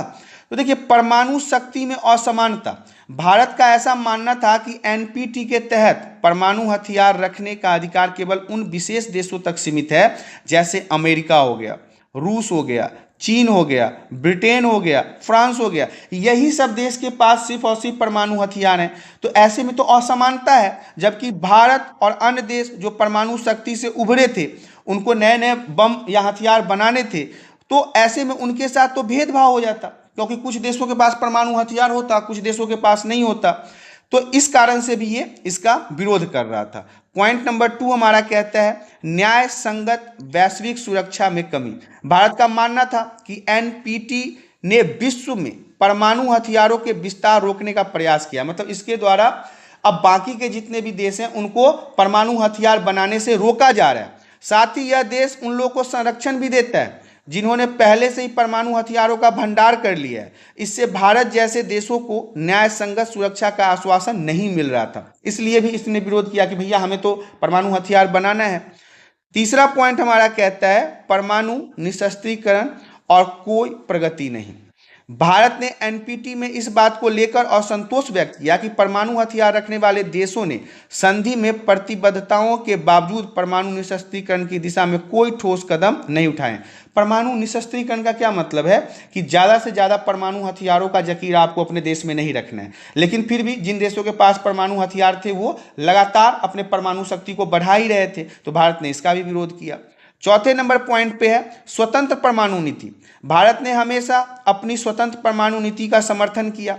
एनपीटी के अनिश्चित काल विस्तार ने भारत में अपनी राष्ट्रीय सुरक्षा और रणनीति स्वायत्तता का समझौते करने जैसा था। मतलब भारत ने ये कहा कि आज अगर मैं एनपीटी में शामिल हो जाता हूं, इसका ये मतलब है कि मैं आगे कभी भी परमाणु से तो लैस हो ही नहीं पाऊंगा और हमेशा अपने पड़ोसी देशों से दब के रहना पड़ेगा।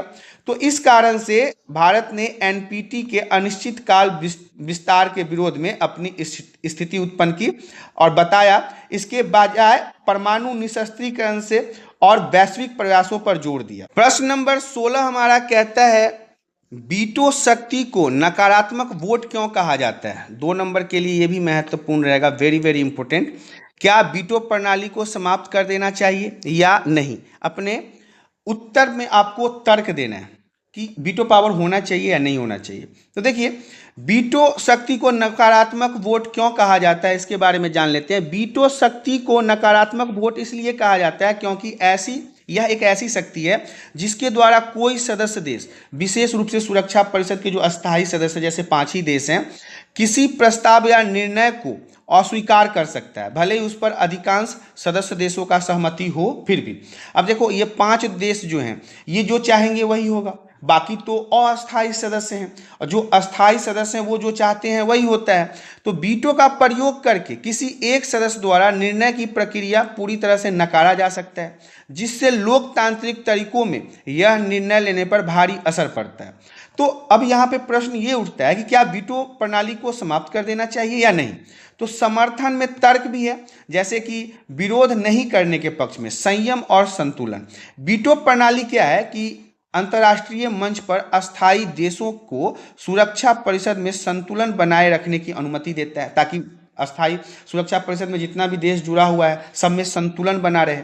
यह भी सुनिश्चित करता है कि कोई भी देश एक तरफा फैसले नहीं ले सकता, खासकर जब प्रस्ताव किसी देश के राष्ट्रीय सुरक्षा को प्रभावित करता हो, तो वहां पे कोई एक देश उठ के अपने हिसाब से फैसला नहीं करेगा। दूसरा पॉइंट हमारा है, वैश्विक संतुलन का प्रतिनिधित्व करता है। विश्व में जितने भी देश हैं उन सभी देशों को भी बैलेंस करके चलने में वीटो पावर का बहुत ही अहम योगदान है। और अभी इसमें जो 5 देश हैं वो अमेरिका है, रूस है, चीन है, ब्रिटेन है और फ्रांस है। इनका महत्वपूर्ण प्रभाव रहता है वीटो देश के अंदर। तीसरा पॉइंट हमारा कहता है, वैश्विक विवादों से बचाव। वीटो का प्रयोग अंतर्राष्ट्रीय स्तर पर निर्णय को रोकने के लिए किया जाता है कि कोई अगर एक देश किसी भी निर्णय के अगेंस्ट जाता है तो उस विरोध को रोक दिया जाता है, क्योंकि वीटो पावर तो यही है जिससे ऐसी स्थिति उत्पन्न होती है जिससे वैश्विक विवादों से बचा जा सके। कोई भी ऐसा टॉपिक है जो पूरे विश्व में विवाद का कारण बन सकता है तो वीटो पावर लगा के ऐसे विवाद को रोका जा सकता है। अब हम विरोध में भी तर्क को देख लेते हैं कि इसको समाप्त करने के पक्ष में क्या क्या तर्क है। तो पहला तो है, लोकतांत्रिक सिद्धांत का हमेशा उल्लंघन होता है। वीटो प्रणाली लोकतांत्रिक सिद्धांत के खिलाफ है। इसमें अधिकांश देश फैसले के एक ही सदस्य की सहमति और असहमति से नकारा जा सकता है। दुनिया एक तरफ हो और वीटो पावर का कोई एक देश लगा के उस चीज को नकार सकता है। तो यह निर्णय लेने की प्रक्रिया को कहीं ना कहीं बाधित करता है। छोटे देश के आवाजों को इससे दबाया जाता है। दूसरा पॉइंट है कि अंतर्राष्ट्रीय सहयोग में कमी। वीटो प्रणाली अक्सर अंतर्राष्ट्रीय सहयोग में बाधा डालती है, खासकर जब कोई महत्वपूर्ण वैश्विक मुद्दा उठता है, तो मानवाधिकार का हो गया, पर्यावरण का हो गया या फिर आतंकवाद का हो गया, तो राष्ट्र हितों को ध्यान में रखते हुए फैसले को रोका जाता है। इसके अलावा संयुक्त राष्ट्र में वैधता पे भी सवाल है। वीटो प्रणाली संयुक्त राष्ट्र सुरक्षा परिषद की वैधता पर भी सवाल उठाता है, क्योंकि यह 5 देशों से अत्यधिक शक्तिशाली प्रदान है। जैसे कि अब जिसके पास वीटो पावर है वो तो शक्तिशाली देश है। अब कोई एक मीटिंग मान लो वीटो पावर के यहाँ है, सुरक्षा परिषद में एक मीटिंग रखा गया, अब वहाँ पे सभी 10 देश 20 देश जो है किसी मुद्दे पे सहमति जता रहा है, लेकिन कोई भी 5 देश में से एक जो है अपना वीटो पावर लगा के उसके मुद्दे को नकार देगा, खत्म कर देगा। तो यहाँ पे कहीं ना कहीं न्याय की आवश्यकता के खिलाफ ये हो जाता है। तो ये सारे पॉइंट है जिसके कारण आप ये कह सकते हैं कि वीटो पावर को कैंसिल ही कर दो, बंद ही कर दो। अगला प्रश्न नंबर 17 हमारा कहता है, ये आपका पैराग्राफिक क्वेश्चन है, इसमें आपको पढ़ना है और उसके बाद इसका जवाब देना है। आपातकाल और इसके आसपास की अवधि को हम संवैधानिक संकट की अवधि के रूप में भी देख सकते हैं, क्योंकि अधिकार क्षेत्र को लेकर छिड़ा संवैधानिक संघर्ष आपातकाल का मूल में था। दूसरी तरफ यह राजनीतिक संकट का भी दौर था। सत्ताधारी पार्टी के पास पूर्ण बहुमत था, फिर भी इसके नेतृत्व के लोकतंत्र को ठप करने का फैसला किया। भारतीय संविधान के निर्माताओं को विश्वास था कि सभी राजनीतिक दल लोकतांत्रिक मानकों का पालन करेंगे। उन्हें यह भी विश्वास था कि आपातकाल की स्थिति में भी सरकार अपनी असाधारण शक्तियों का इस्तेमाल सही तरीके से और दायरे में रहते हुए करेगा। तो ये जितने भी लाइनें दी गई है उसके हिसाब से हमारे पास 3 प्रश्न है। संवैधानिक संघर्ष सरकार के किन 2 अंगों के बीच में था? पहला प्रश्न हमारा कहता है संवैधानिक संघर्ष सरकार के किन 2 अंगों के बीच में था।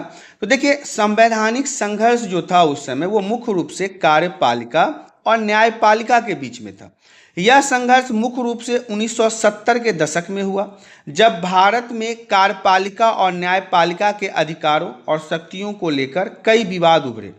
इस संघर्ष का मुख्य कारण दोनों अंगों के बीच संविधान की व्याख्या और शक्ति के दायरे की असहमति को लेकर था। इसके अलावा दूसरा पॉइंट इसी में हमारे पास कहता है 1975 में आपातकाल घोषित करने के कोई दो कारण स्पष्ट कीजिए। तो देखिए वो दो कारण तो मैंने कई बार अभी इसी क्वेश्चन में कारणों के बारे में बताया। तो सबसे पहला कारण तो आप लिख सकते हैं राजनीतिक संकट और विरोध आंदोलन। 1970 के दशक में इंदिरा गांधी के खिलाफ शासन के खिलाफ बहुत बड़े रैलियां चल रही थी, जैसे जेपी नारायण हो गया, ये उसके मुख्य थे। और जयप्रकाश नारायण के नेतृत्व में आप कह सकते हैं संपूर्ण क्रांति जो था वो सरकार के खिलाफ हो रहा था। यहाँ पे भ्रष्टाचार, गरीबी, बेरोजगारी को लेकर सरकार को घेरा जा रहा था। जब विरोध प्रदर्शन बहुत ज़्यादा बढ़ गया, हड़तालें होने लगी, देश का माहौल जो है वो बिगड़ने लगा, तब जाके सरकार ने आपातकाल लागू करने का निर्णय लिया। दूसरा पॉइंट आप कह सकते हैं इलाहाबाद और उच्च न्यायालय का फैसला। 12 जून 1975 को इलाहाबाद हाईकोर्ट ने इंदिरा गांधी के चुनाव को अमान्य ठहरा दिया, अवैध घोषित कर दिया और 6 वर्षों तक उनको चुनाव लड़ने के लिए अयोग्य ठहराया। इस फैसले से इंदिरा गांधी की प्रधानमंत्री की जो पद थी वो तो कमजोर हो गई। तो ये भी एक मुख्य कारण है कि इंदिरा गांधी ने फिर पूरे देश में इमरजेंसी घोषित करवा दिया। अब हमारा तीसरा प्रश्न इसी में कहता है आपातकाल के दौरान किन्हीं दो जातियों के बारे में बताना है। ऐसे कौन कौन से दो गलत काम हुए हैं आपातकाल के दौरान, उनके बारे में बताना है। तो देखिए 1975 से 1977 के बीच में बहुत सारे काम हुए, जैसे कि लोकतंत्र के अधिकारों का दमन हुआ। जितने भी फंडामेंटल राइट्स होते हैं, मौलिक अधिकार होते हैं, उसे छीन लिया गया जनता से। मीडिया के ऊपर सेंसरशिप लगा दिया गया। बहुत सारे नेताओं को जेल में डाल दिया गया जबरन। दूसरा पॉइंट आप लिख सकते हैं जबरन नसबंदी करवाया गया। सरकार ने जनसंख्या नियंत्रण के नाम पर बड़ी संख्या में लोगों का नसबंदी करवा दिया, जिसे संजय गांधी के नेतृत्व में लागू किया गया। संजय गांधी जो इंदिरा गांधी के पुत्र के रूप में जाने जाते हैं, उन्होंने जबरन भारत के लोगों का नसबंदी करवाया। खासकर जो गरीब लोग थे, जो कमजोर वर्ग के लोग थे, उनका बलपूर्वक नसबंदी किया गया। लाखों लोगों को धमकी देकर शारीरिक रूप से मजबूर किया गया, जिसके कारण सरकार के खिलाफ बहुत असंतोष और आक्रोश उत्पन्न हो गया। यहाँ पे मानवाधिकारों के खुले रूप से उल्लंघन किया गया। ह्यूमन राइट्स का पूरा खुले रूप से संजय गांधी के द्वारा उल्लंघन किया गया। आम लोगों के अधिकारों का हनन किया गया, उनके साथ जबरदस्ती की गई, उनके साथ अत्याचार किया गया। प्रश्न नंबर 18 हमारा जो है ये भी सेम 17 की तरह है, जिसमें हमारे पास कुछ लाइनें दी गई हैं और इस लाइनों के बाद हमें इसके अंदर के क्वेश्चन का आंसर देना है। तो आप ये लाइन खुद पढ़ लेना, मैं डायरेक्ट आपको क्वेश्चन आंसर समझा देता हूं। जो पहला प्रश्न है वो कहता है विकास के पूंजीवादी मॉडल की धारणा को स्पष्ट कीजिए। तो देखिए पूंजीवादी विकास मॉडल जो है वो निजी संपत्ति, बाजार आधारित अर्थव्यवस्था, लाभार्जन, प्रतिस्पर्धा और न्यूनतम सरकारी हस्तक्षेप पर आधारित है। मतलब कि इसमें सरकार का हस्तक्षेप बिल्कुल ना के बराबर होता है। ज़्यादातर चीज़ें प्राइवेट हाथों में होती है, कंपटीशन बहुत ज़्यादा होता है और न्यूनतम सरकारी हस्तक्षेप होता है। तो ये हमारे पहला पॉइंट था। अब देखिए इसी में दूसरा प्रश्न हमारे पास कहता है विकास के समाजवादी मॉडल की कुछ विशेषताओं को उजागर करना है। तो देखिए समाजवादी मॉडल विकास जो है वो सार्वजनिक स्वामित्व, आर्थिक समानता, संसाधनों का समान वितरण, राज्यों द्वारा नियोजित अर्थव्यवस्था, समाज कल्याण, वर्गहीन समाज की स्थापना पर आधारित था। इसका उद्देश्य क्या था कि समाज के अंदर जितने भी लोग रह रहे हैं उनके बीच में समानता हो, उनके बीच में समान रिसोर्सेज का बंटवारा हो और न्याय भी उनके लिए समान हो। तीसरा प्रश्न हमारा कहता है भारत द्वारा अपनाए गए मिले जुले मॉडल की आलोचना के किन्हीं तीन बिंदुओं का आपको उल्लेख करना है। ये 3 नंबर का प्रश्न रहेगा, बाकी ऊपर के जो दोनों हैं वो 1-1 नंबर के प्रश्न हैं। तो देखिए भारत द्वारा अपनाए गए और मिले जुले मॉडल की आलोचना के 3 बिंदु इस प्रकार हैं। पहला तो ये है कि संसाधनों का अपव्यय और भ्रष्टाचार, जो सरकारी नियंत्रण और नौकरशाही की अधिकता के कारण नीति निर्माण और जो कार्यान्वयन था उसमें अकुशलता देखी गई, सही से वो काम नहीं कर रहा था। संसाधनों का दुरुपयोग किया गया, भ्रष्टाचार बहुत ज़्यादा बढ़ गया, करप्शन बहुत ज़्यादा बढ़ गया, जिससे विकास दर प्रभावित हुई, मतलब विकास होना रुक सा गया था। दूसरा पॉइंट इसी में, निजी और सार्वजनिक क्षेत्रों के बीच असंतुलन हो गया। जो निजी और सार्वजनिक क्षेत्र, निजी का मतलब होता है प्राइवेट व्यक्तियों के हाथ में, और सार्वजनिक का मतलब होता है जिसपे पूरे समाज का अधिकार हो, तो इसमें बैलेंस कमी देखा गया। सार्वजनिक क्षेत्रों की धीमी प्रगति और निजी क्षेत्रों की अधिक निर्भरता ने विकास में असमानता उत्पन्न कर दिया। जो सरकारी कंपनियां थी, जो सरकारी प्रॉपर्टीज थे, उसका विकास हो ही नहीं रहा था, प्राइवेट प्रॉपर्टी का विकास हो रहा था। आर्थिक असमानता भी देखा गया। इस मॉडल का उद्देश्य आर्थिक असमानता को दूर करना था, मतलब आर्थिक समानता लाना था, लेकिन व्यवहारिक रूप से ये पूरे समाज में समान रूप से लाभ नहीं पहुंचा रहा था। ग्रामीण लोग परेशान थे, शहरी क्षेत्रों में विकास हो रहा था। धनी लोग और धनी हो रहे थे, गरीब लोग और गरीब होते जा रहे थे, मतलब धनी और गरीब लोगों के बीच की जो खाई थी वो बढ़ती जा रही थी। अगला प्रश्न नंबर 19 हमारा कहता है, फिर से हमारे पास यहाँ पे कुछ पॉइंट्स दिए हुए हैं, 2-4 लाइन दिया हुआ है। इन्हीं सब लाइनों के बीच में से हमें पहला, दूसरा और तीसरे प्रश्न का जवाब देना है। अब देखिए, ये प्रश्न जो है ये कह रहा है, शीतकालीन प्रतिद्वंदियों के बीच किसी एक ऐसे संघर्ष का उदाहरण दीजिए जहां भारत ने मध्यस्थता करके युद्ध करने वालों को शांत किया है। कहने का मतलब है, शीतकाल का जब युद्ध चल रहा था, आपको पता है यूएसएसआर और यूएस में चल रहा था, तो अब हमें यहाँ पे यही उदाहरण के रूप में बताना है कि भारत ने किसके साथ मध्यस्थता किया, संधि किया और उन दोनों देशों को शांत किया। तो यहाँ पे उत्तर के रूप में आपको लिखना है, शीत युद्ध काल के दौरान 1956 में सुएज संकट के मध्यस्थता की भूमिका भारत ने ही निभाई। यह संकट मिस्र द्वारा सुएज नहर का राष्ट्रीयकरण करने, इसके बाद ब्रिटेन, फ्रांस, इजराइल के हमले के कारण उत्पन्न हुआ था। तो इसमें उस समय के जो तत्कालीन प्रधानमंत्री थे पंडित जवाहरलाल नेहरू, इन्होंने गुट निरपेक्ष आंदोलन की नीति के तहत इन सभी देशों के बीच में शांतिपूर्ण समाधान दिया।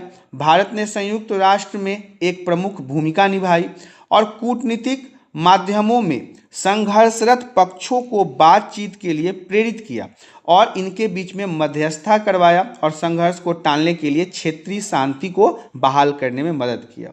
तो ये तो पहला प्रश्न था। दूसरा है, गुट निरपेक्षता के किन 2 तरीकों से भारतीय हितों को साधा है? कौन कौन से ऐसे 2 तरीके हैं जो भारत के हित में अच्छा रहता है? तो दूसरे क्वेश्चन में आपको लिखना है, पहला तो हमारे पास है कि स्वतंत्र विदेश नीति बनाए रखना। गुट निरपेक्षता ने भारत को शीत युद्ध के दौरान किसी भी गुट, चाहे वो अमेरिका का गुट हो पूंजीवाद वाला, या फिर रूस का गुट हो, सोवियत संघ का गुट हो समाजवादी वाला, दोनों का हिस्सा नहीं बना और भारत ने दोनों गुटों के साथ समान संबंध रखा, आर्थिक संबंध रखा और स्वतंत्रता इनको जब मिली तो राष्ट्रीय विकास के लिए उस समय इन दोनों देशों का इसके साथ योगदान बहुत ही महत्वपूर्ण रहा। इसके अलावा वैश्विक शांति और विकास का भी समर्थन है। गुट निरपेक्ष आंदोलन के माध्यम से भारत ने उपनिवेशवाद, नस्ल भेद, शोषण के खिलाफ आवाज उठाया।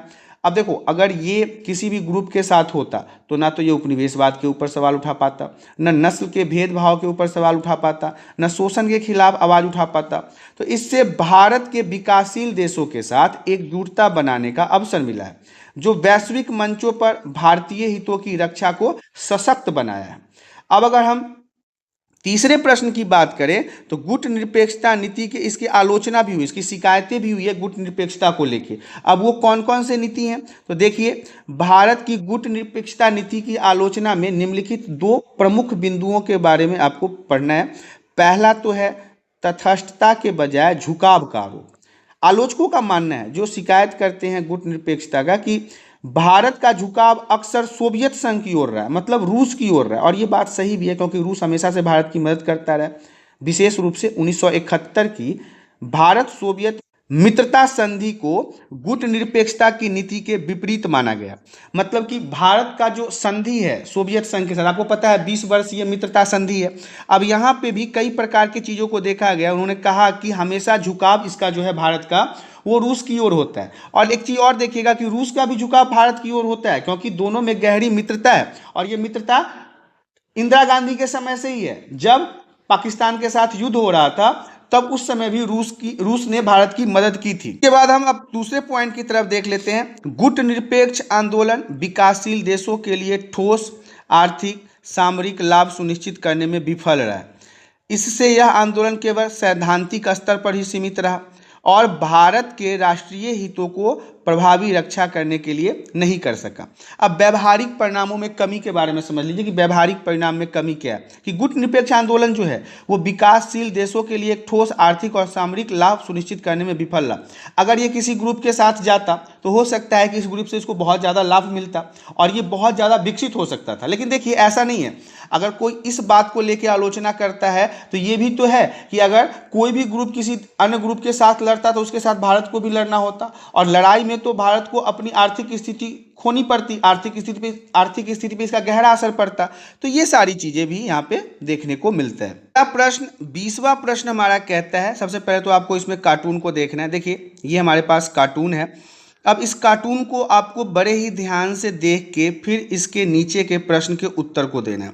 तो आप तो सबसे पहले कार्टून को बड़े ही ध्यान से देख लीजिए।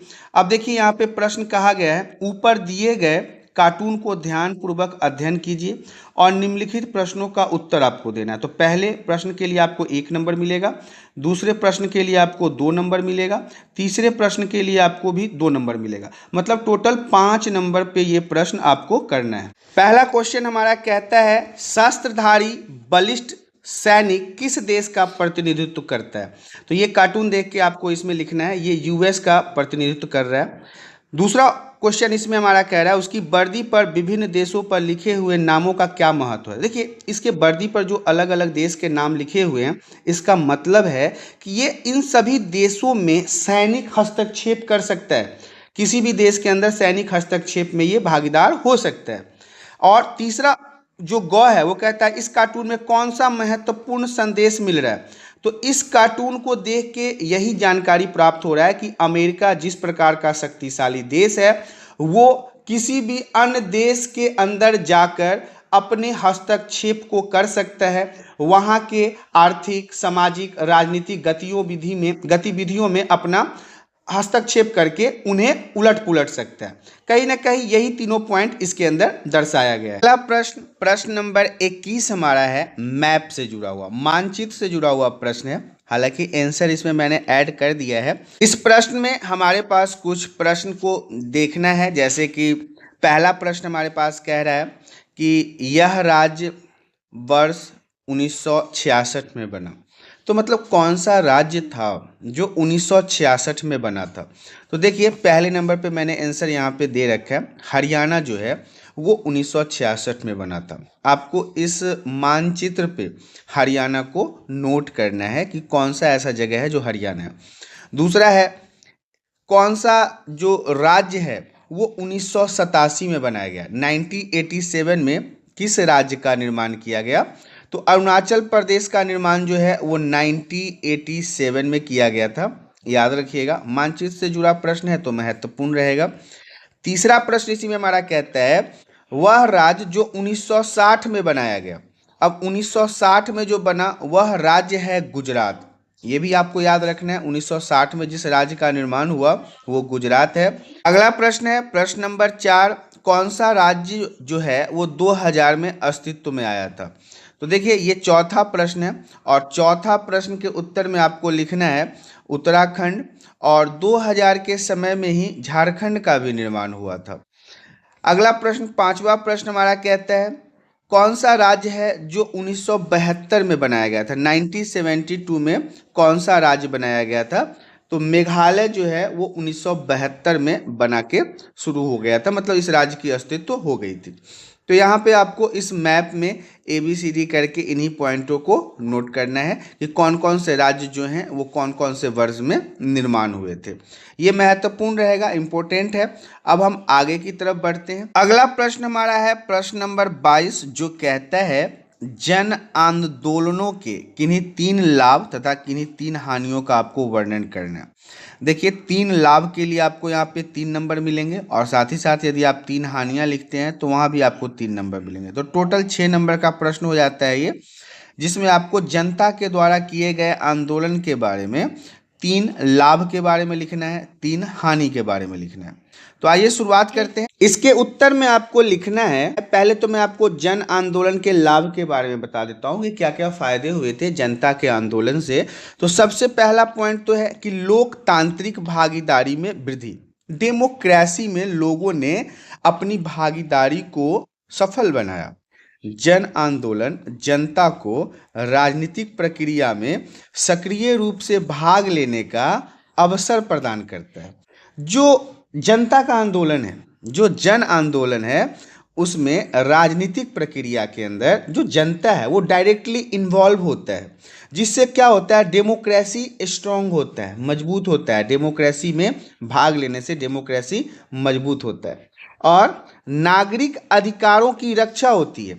जो फंडामेंटल राइट्स है, जो मौलिक अधिकार है, जो कई सारे ऐसे अधिकार है आपके पास, जनता के पास, जिसका इसमें काफ़ी आप देख सकते हैं कि रक्षा होता है, उसे कंट्रोल किया जा सकता है। वहीं सामाजिक बदलाव की अगर बात की जाए तो जनता के आंदोलन के द्वारा सामाजिक मुद्दे, जैसे समाज में तो कई सारे मुद्दे होते हैं, कभी गरीबी की बात होती है, कभी पर्यावरण को लेके बात होता है, कभी भेदभाव को लेके बात होता है। कई बार ऐसे ही समस्याओं पर ध्यान केंद्रित किया जाता है जिससे समाज में सकारात्मक बदलाव हो सके, इन सभी चीज़ों के ऊपर कार्य किया जा सके। तीसरा पॉइंट हमारा कहता है शासन का दबाव। अब इसमें क्या होता है शासन का दबाव, वो समझ लीजिए। जन आंदोलन मतलब जनता के द्वारा किए गए आंदोलन से सरकार और संस्थाओं पर प्रभाव डाला जा सकता है। जब जनता स्ट्राइक करती है या रैलियां निकालती है या फिर सम्मेलन करती है, तो इससे सरकार के ऊपर प्रेशर डाला जाता है कि जो आपने रूल रेगुलेशन, नीति नियम कानून जो भी लाया है वो जनता के लिए ठीक नहीं है। अब इससे क्या होता है, इससे फिर नीतियों कार्य प्रणाली में सुधार होने के लिए सरकार को मजबूर होना पड़ता है। हाल फिलहाल में आपने कई बार देखा है कि किसान से जुड़े हुए कई सारे नियम कानून आए थे जिसमें किसान आंदोलन हुआ, तो सरकार ने फिर उसे बदलने का काम किया, उसे बदला ताकि फिर से लोग के अंदर आक्रोश न हो, लोग उससे सजग हो सके। लेकिन जन आंदोलन की कुछ हानियां भी है। जन आंदोलन की हानियों के बारे में देख लीजिए। हिंसा और अराजकता का खतरा होता है। जब जनता के द्वारा आंदोलन होता है तो संपत्ति की हानि भी होती है, जान मान का खतरा होता है, सार्वजनिक व्यवस्था का विघटन हो सकता है। क्या होता है कि जब लोग आक्रोशित हो जाते हैं, जब लोग आक्रोश में आके गुस्सा होके मतलब धरना वगैरह करना, प्रदर्शन करना शुरू कर देते हैं, तो कई बार इसमें सरकारी संपत्तियों का, निजी संपत्तियों का विघटन हो जाता है। नेक्स्ट पॉइंट हमारा कहता है राजनीतिक अस्थिरता। कई बार जन आंदोलन से राजनीतिक अस्थिरता उत्पन्न हो जाती है, लोगों के बीच में भगदड़ मच जाती है और सरकारी कामों में भी रुकावट आ जाती है। कई बार गवर्नमेंट के वर्क में भी इससे रुकावट देखने को मिलता है। चुनावी प्रक्रिया में गड़बड़ी होने की संभावना हो जाती है। देश के अंदर स्थिरता को भी यह प्रभावित करता है। देश के लोग अस्थिर हो जाते हैं, समाज अस्थिर हो जाता है। लंबी प्रक्रिया और अस्थायी समाधान है। देखिए, जन आंदोलन के परिणाम स्वरूप समाधान प्राप्त करने में काफ़ी समय लग जाता है। काफ़ी लंबे समय तक यह प्रक्रिया चलती रहती है। कभी कभी यह केवल अस्थायी होते हैं, कुछ समय के लिए इनको शांत करने के लिए चीज़ों को सही कर दिया जाता है, जिससे समस्या का अस्थायी समाधान नहीं मिल पाता है। 22 नंबर प्रश्न में हमारे पास अथवा में भी क्वेश्चन दिया गया है, उसको एक बार देख लेते हैं। अथवा का प्रश्न हमारा कहता है बाहरी लोगों के विरुद्ध असम में 1979 से 1985 तक आंदोलन हुआ। अब उनके आपको 4 विशेषताओं के बारे में बताना है। वेरी वेरी इंपॉर्टेंट रहेगा, ये क्वेश्चन आने की संभावना इस बार बोर्ड में है। कि बाहरी लोग कहने का मतलब है कि असम के जो बाहर के लोग थे, जो असम में रहते थे, उनके लिए 1979 से 85 तक आंदोलन जो हुआ उसके 4 विशेषताओं को आपको बताना है। तो असम में 1979 से 1985 तक जो आंदोलन हुआ है वो ऑल असम स्टूडेंट यूनियन, जिसे AASU के द्वारा संचालित किया गया था, याद रखिएगा। इसे आसामी अस्मिता, नागरिक अधिकारों की रक्षा के लिए लड़ा गया था। मतलब आसामी जो लोग थे वो अपने संस्कृति के लिए, अपने इज्जत के लिए, अपने भाषा के लिए, अपने अधिकारों के लिए ये लड़ाइयाँ लड़ी थी। इस आंदोलन के 4 प्रमुख विशेषताएं इस प्रकार से है। बाहरी लोगों का विरोध सबसे नंबर 1 पे है। बाहरी लोगों का विरोध। आंदोलन का मुख्य उद्देश्य असम में बाहरी लोग, विशेष रूप से बांग्लादेशी जो शरणार्थी आके रहना शुरू हो गए, उनके अवैध प्रवास को रोकना था। वो जो आके असम में रुक गए, वहाँ पे रहने लगे, उसे रोकना था।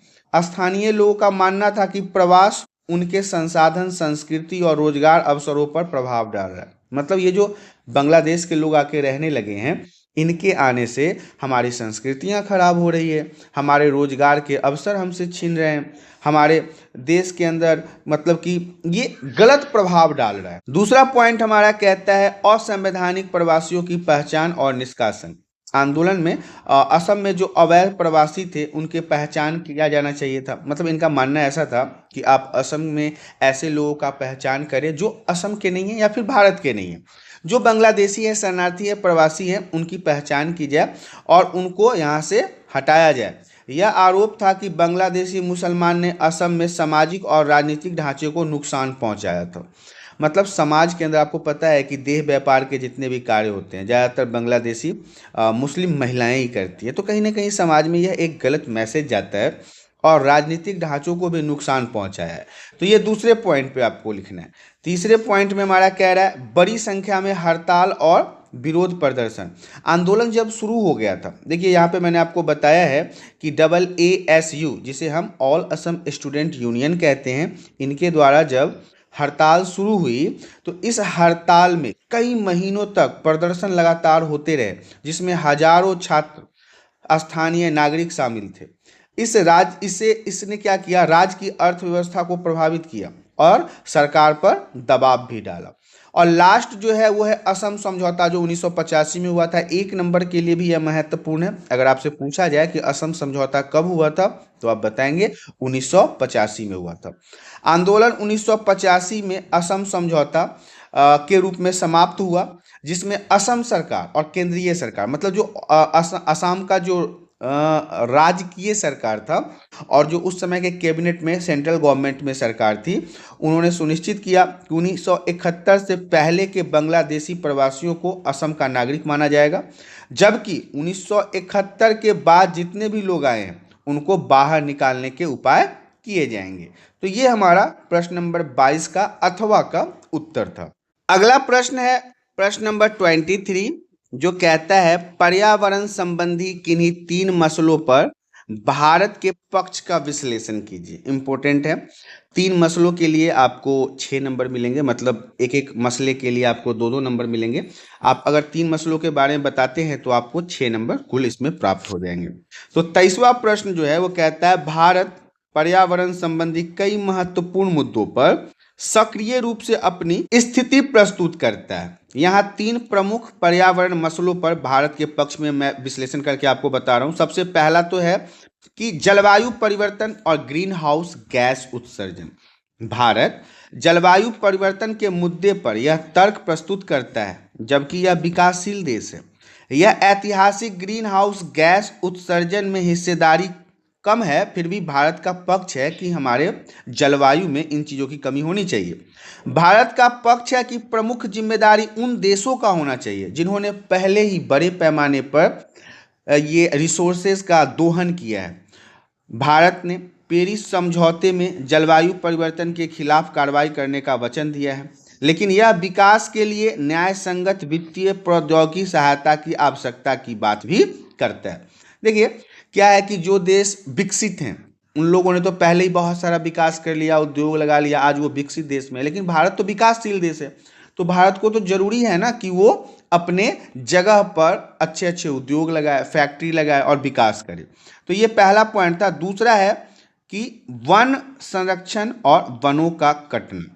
देखिए भारत वन संरक्षण की दिशा में कई कदम उठा रहा है, जैसे कि वन क्षेत्र में वृद्धि करना, टिकाऊ वन प्रबंधन करना, परियोजना के लिए वन भूमि का हस्तांतरण करने पर कई बार विवाद भी उठते हैं। भारत का ऐसा मानना है कि विकास और पर्यावरण संरक्षण दोनों का संतुलन होना चाहिए, दोनों आवश्यक है। हम सिर्फ और सिर्फ पर्यावरण का संरक्षण कर रहे हैं, पेड़ पौधे लगा रहे हैं, तो इससे भी हमारा देश तो विकास होगा नहीं। विकास के लिए फैक्ट्रियाँ, रेल लाइन, ये सब भी होनी चाहिए, तो लेकिन दोनों के बीच में बैलेंस होना चाहिए। ये नहीं कि हम पेड़ पौधे को इतना काट दें कि हमारे देश की व्यवस्था चरमरा जाए। और इससे यह भी सुनिश्चित होता है कि पर्यावरण को नुकसान पहुंचाए बिना सामाजिक और आर्थिक विकास संभव करे। तो ये दूसरा पॉइंट था। तीसरा पॉइंट हमारा कहता है प्रदूषण नियंत्रण और शहरी वायु गुणवत्ता। भारत ने प्रदूषण नियंत्रण को लेकर कई उपाय किए हैं, जैसे कि प्रदूषण मानकों का कड़ा करना, स्वच्छ ऊर्जा विकल्पों को बढ़ावा देना।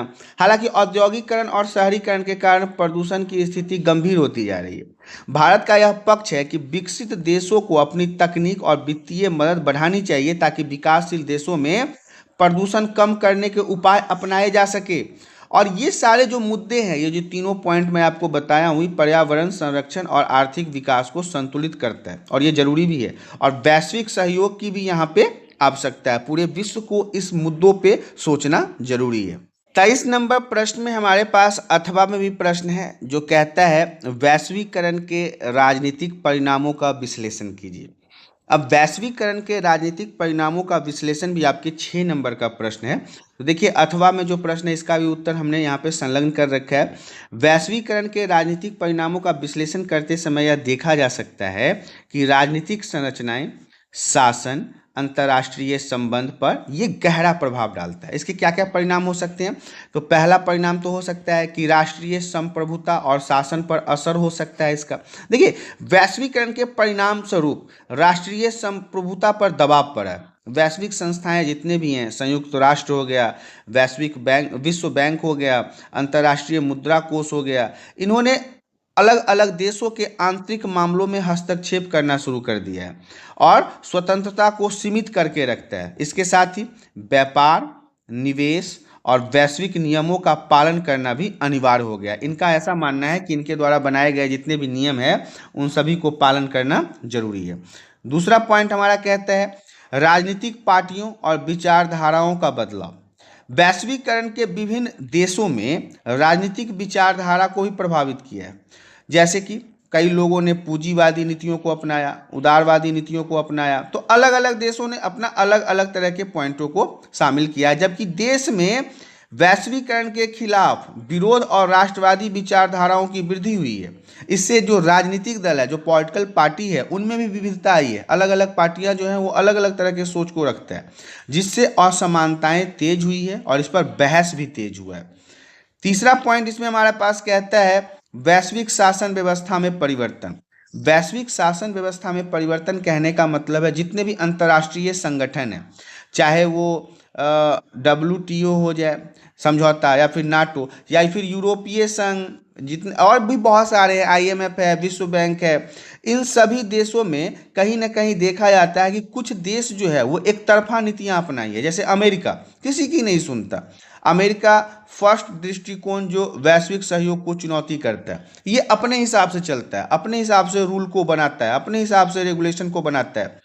और जितने भी अंतर्राष्ट्रीय संस्थान हैं या ग्रुप है उन पर भी इसका दबाव होता है। ये जो कहता है उन ग्रुपों को वही करना होता है। अगला पॉइंट है पॉइंट नंबर 4, लोकतंत्र और नागरिक अधिकारों का दबाव। देखिए वैश्वीकरण के प्रभाव से विकासशील देश और लोकतांत्रिक संस्थाएं नागरिक अधिकारों पर दबाव बढ़ता है।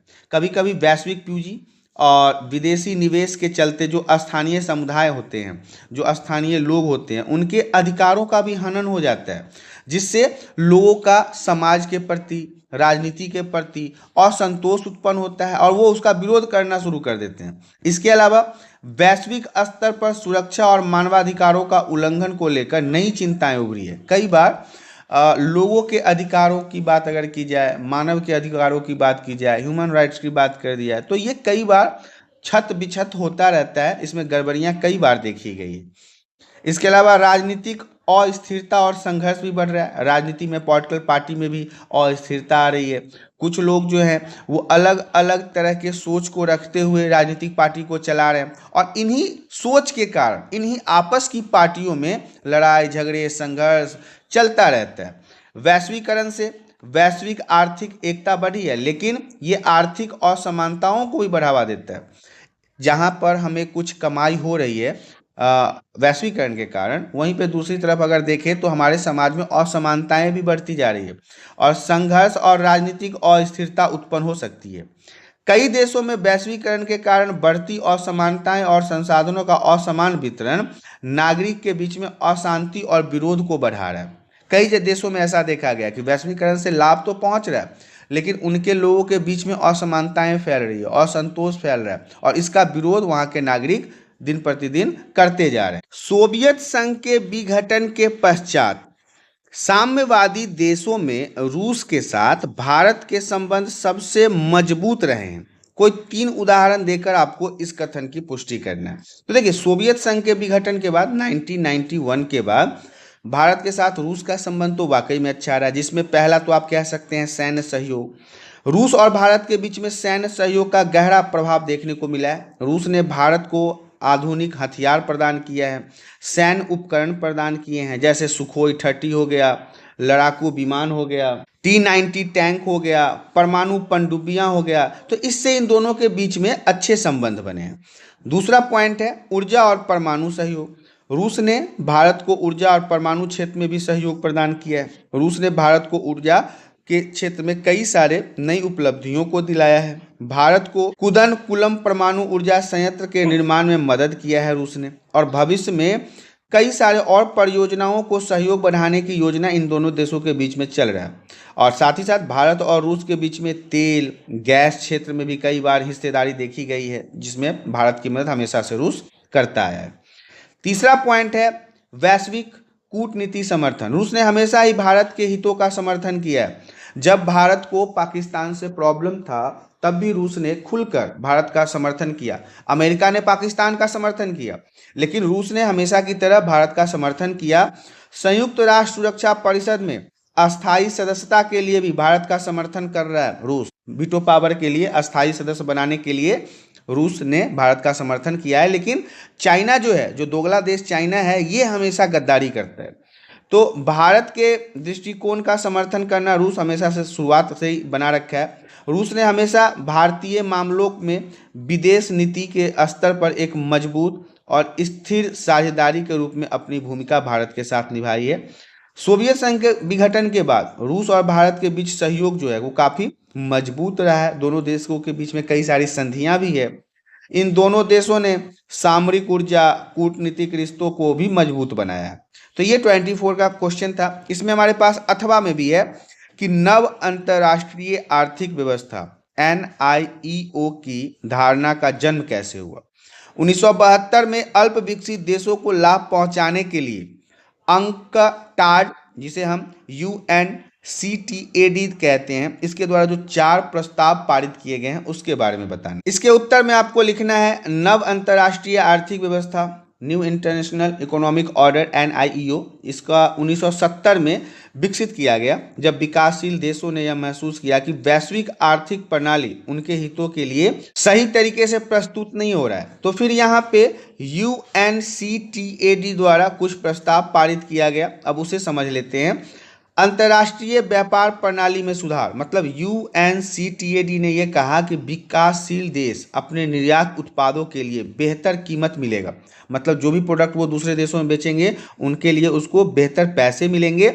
इसके तहत उन्होंने अंतर्राष्ट्रीय नियमों की मतलब कि नियम कानूनों पर बनाने पर जोर दिया, ताकि व्यापार जो है, जो बिजनेस है, वो बैलेंस हो सके और विकासशील देशों को भी इनसे अधिक लाभ प्राप्त हो सके। इसके अलावा वैश्विक वित्तीय व्यवस्था में सुधार की भी बात की गई है, जिसमें विकासशील देशों के बारे में अगर हम बात कर लें तो इन्हें अधिक कर्ज की सुविधा, अंतर्राष्ट्रीय वित्तीय संस्थान जैसे IMF और विश्व बैंक से अधिक पैसों का लाभ मिल सके, अपनी नीतियों को स्वतंत्र होकर लागू कर सके, कर्ज की शर्तों को नरम बनाने, मतलब जो भी पैसे इनको उधार में मिलते हैं विश्व बैंक से, वर्ल्ड बैंक से, उन पे कम से कम इंटरेस्ट लग सके, ये सारी चीज़ों को भी इसमें बताया गया। तीसरे नंबर पे हमारे पास है प्रौद्योगिकी हस्तांतरण और तकनीकी सहयोग। UNCTAD ने सुझाव ये भी दिया कि जितने भी विकसित देश हैं, जितने भी डेवलप्ड कंट्री हैं, वो विकासशील देशों को टेक्नोलॉजी प्रदान करें ताकि उनकी भी मदद हो सके। इसके माध्यम से विकासशील देशों की जो औद्योगिक और तकनीकी क्षमता है उसे बढ़ाया जा सकता है और उनका आर्थिक विकास तेज हो सकता है। चौथे नंबर पे कहता है कच्चे माल का मूल्य निर्धारण में सुधार। UNCTAD ने यह भी बताया कि कच्चे माल जैसे खनिज हो गया, तेल हो गया, कृषि उत्पाद हो गया, इनकी कीमतों को स्थिर रखने के लिए अंतर्राष्ट्रीय उपाय किए जाएं।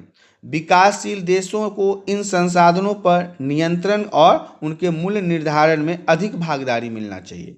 तो ये 4 पॉइंट आपको नव अंतर्राष्ट्रीय आर्थिक व्यवस्था, जिसे हम UNCTAD के नाम से भी जानते हैं, इन्होंने सुझाया है। अगला प्रश्न नंबर 25 कहता है, चीन को तीव्र गति से वृद्धि करने वाले अर्थव्यवस्था बनाने के लिए चीन के नेतृत्व द्वारा उठाए गए कदम के किन्हीं 4 कदमों का आपको वर्णन करना है। जो चीन ने अपने अर्थव्यवस्था को मजबूत बनाने के लिए या वृद्धि करने के लिए जो भी कदम उठाए हैं, उसमें से किन्हीं 4 कदमों के बारे में आपको बताना है। इसके उत्तर में आपको लिखना है, चीन को तीव्र गति से वृद्धि करने वाले अर्थव्यवस्था बनाने के लिए चीन के नेतृत्व ने कई महत्वपूर्ण कदम उठाए हैं, जिसमें से 4 प्रमुख कदम इस प्रकार से हैं। पहला तो हमारे पास है आर्थिकी का उदारीकरण। अब ये देखिए, ये महत्वपूर्ण है। 1978 में आपको पता है देंग सियाओपिंग के नेतृत्व में चीन में खुली नीति को अपनाया गया, जिसके तहत विदेश निवेश को आकर्षित करने के लिए व्यापार के नियमों को उदार बनाया गया। क्योंकि इससे पहले तो चीन ना तो किसी के साथ व्यापार करता था और ना उसे अपने देश में व्यापार करने देता था। विशेष आर्थिक क्षेत्र की स्थापना की गई, जहां विदेशी कंपनियों को सस्ती श्रम शक्ति, टैक्स में छूट दिया गया और इस कारण से चीन के अंदर बड़ी मात्रा में विदेशी कंपनियों ने अपना निवेश डाला। दूसरा पॉइंट है कृषि सुधार। चीन ने कृषि क्षेत्र में सुधार की शुरुआत की, जिसे हाउस होल्ड रिस्पॉन्सिबिलिटी सिस्टम को लागू किया। इस प्रणाली के तहत किसानों को अपनी भूमि पर अधिक नियंत्रण और लाभ प्राप्त करने का अधिकार मिल गया, जिससे उत्पादन में बहुत वृद्धि हुई, किसानों की आय में सुधार हुआ और यह सुधार कृषि क्षेत्र को उन्नत करने के लिए काफी महत्वपूर्ण था। तीसरा पॉइंट हमारा कहता है औद्योगिकरण और अवसंरचना विकास। चीन ने बड़े पैमाने पर औद्योगिकरण को बढ़ावा दिया, विशेष रूप से विनिर्माण क्षेत्र में। इसके लिए सरकार ने भारी इन्वेस्टमेंट किया, बहुत पैसे लगाया। विदेशी कंपनियों को चीन में प्रोडक्ट को बनाने के लिए आकर्षित किया। इसके परिणाम स्वरूप चीन विश्व का कारखाना बन गया। इसके अलावा व्यापक अवसंरचनात्मक परियोजना जैसे रेलवे, सड़कें, बंदरगाह, ऊर्जा उत्पादन सुविधाओं में भी चीन ने निवेश करना शुरू कर दिया। चौथा पॉइंट है निर्यात को बढ़ावा दिया। चीन ने निर्यातोन्मुखी विकास रणनीति अपनाई, जिसमें प्रमुख रूप से वहाँ पे जो वस्त्र बनते थे, वहाँ पे जो इलेक्ट्रॉनिक्स आइटम बनते थे, उनका निर्यात को बढ़ावा दिया।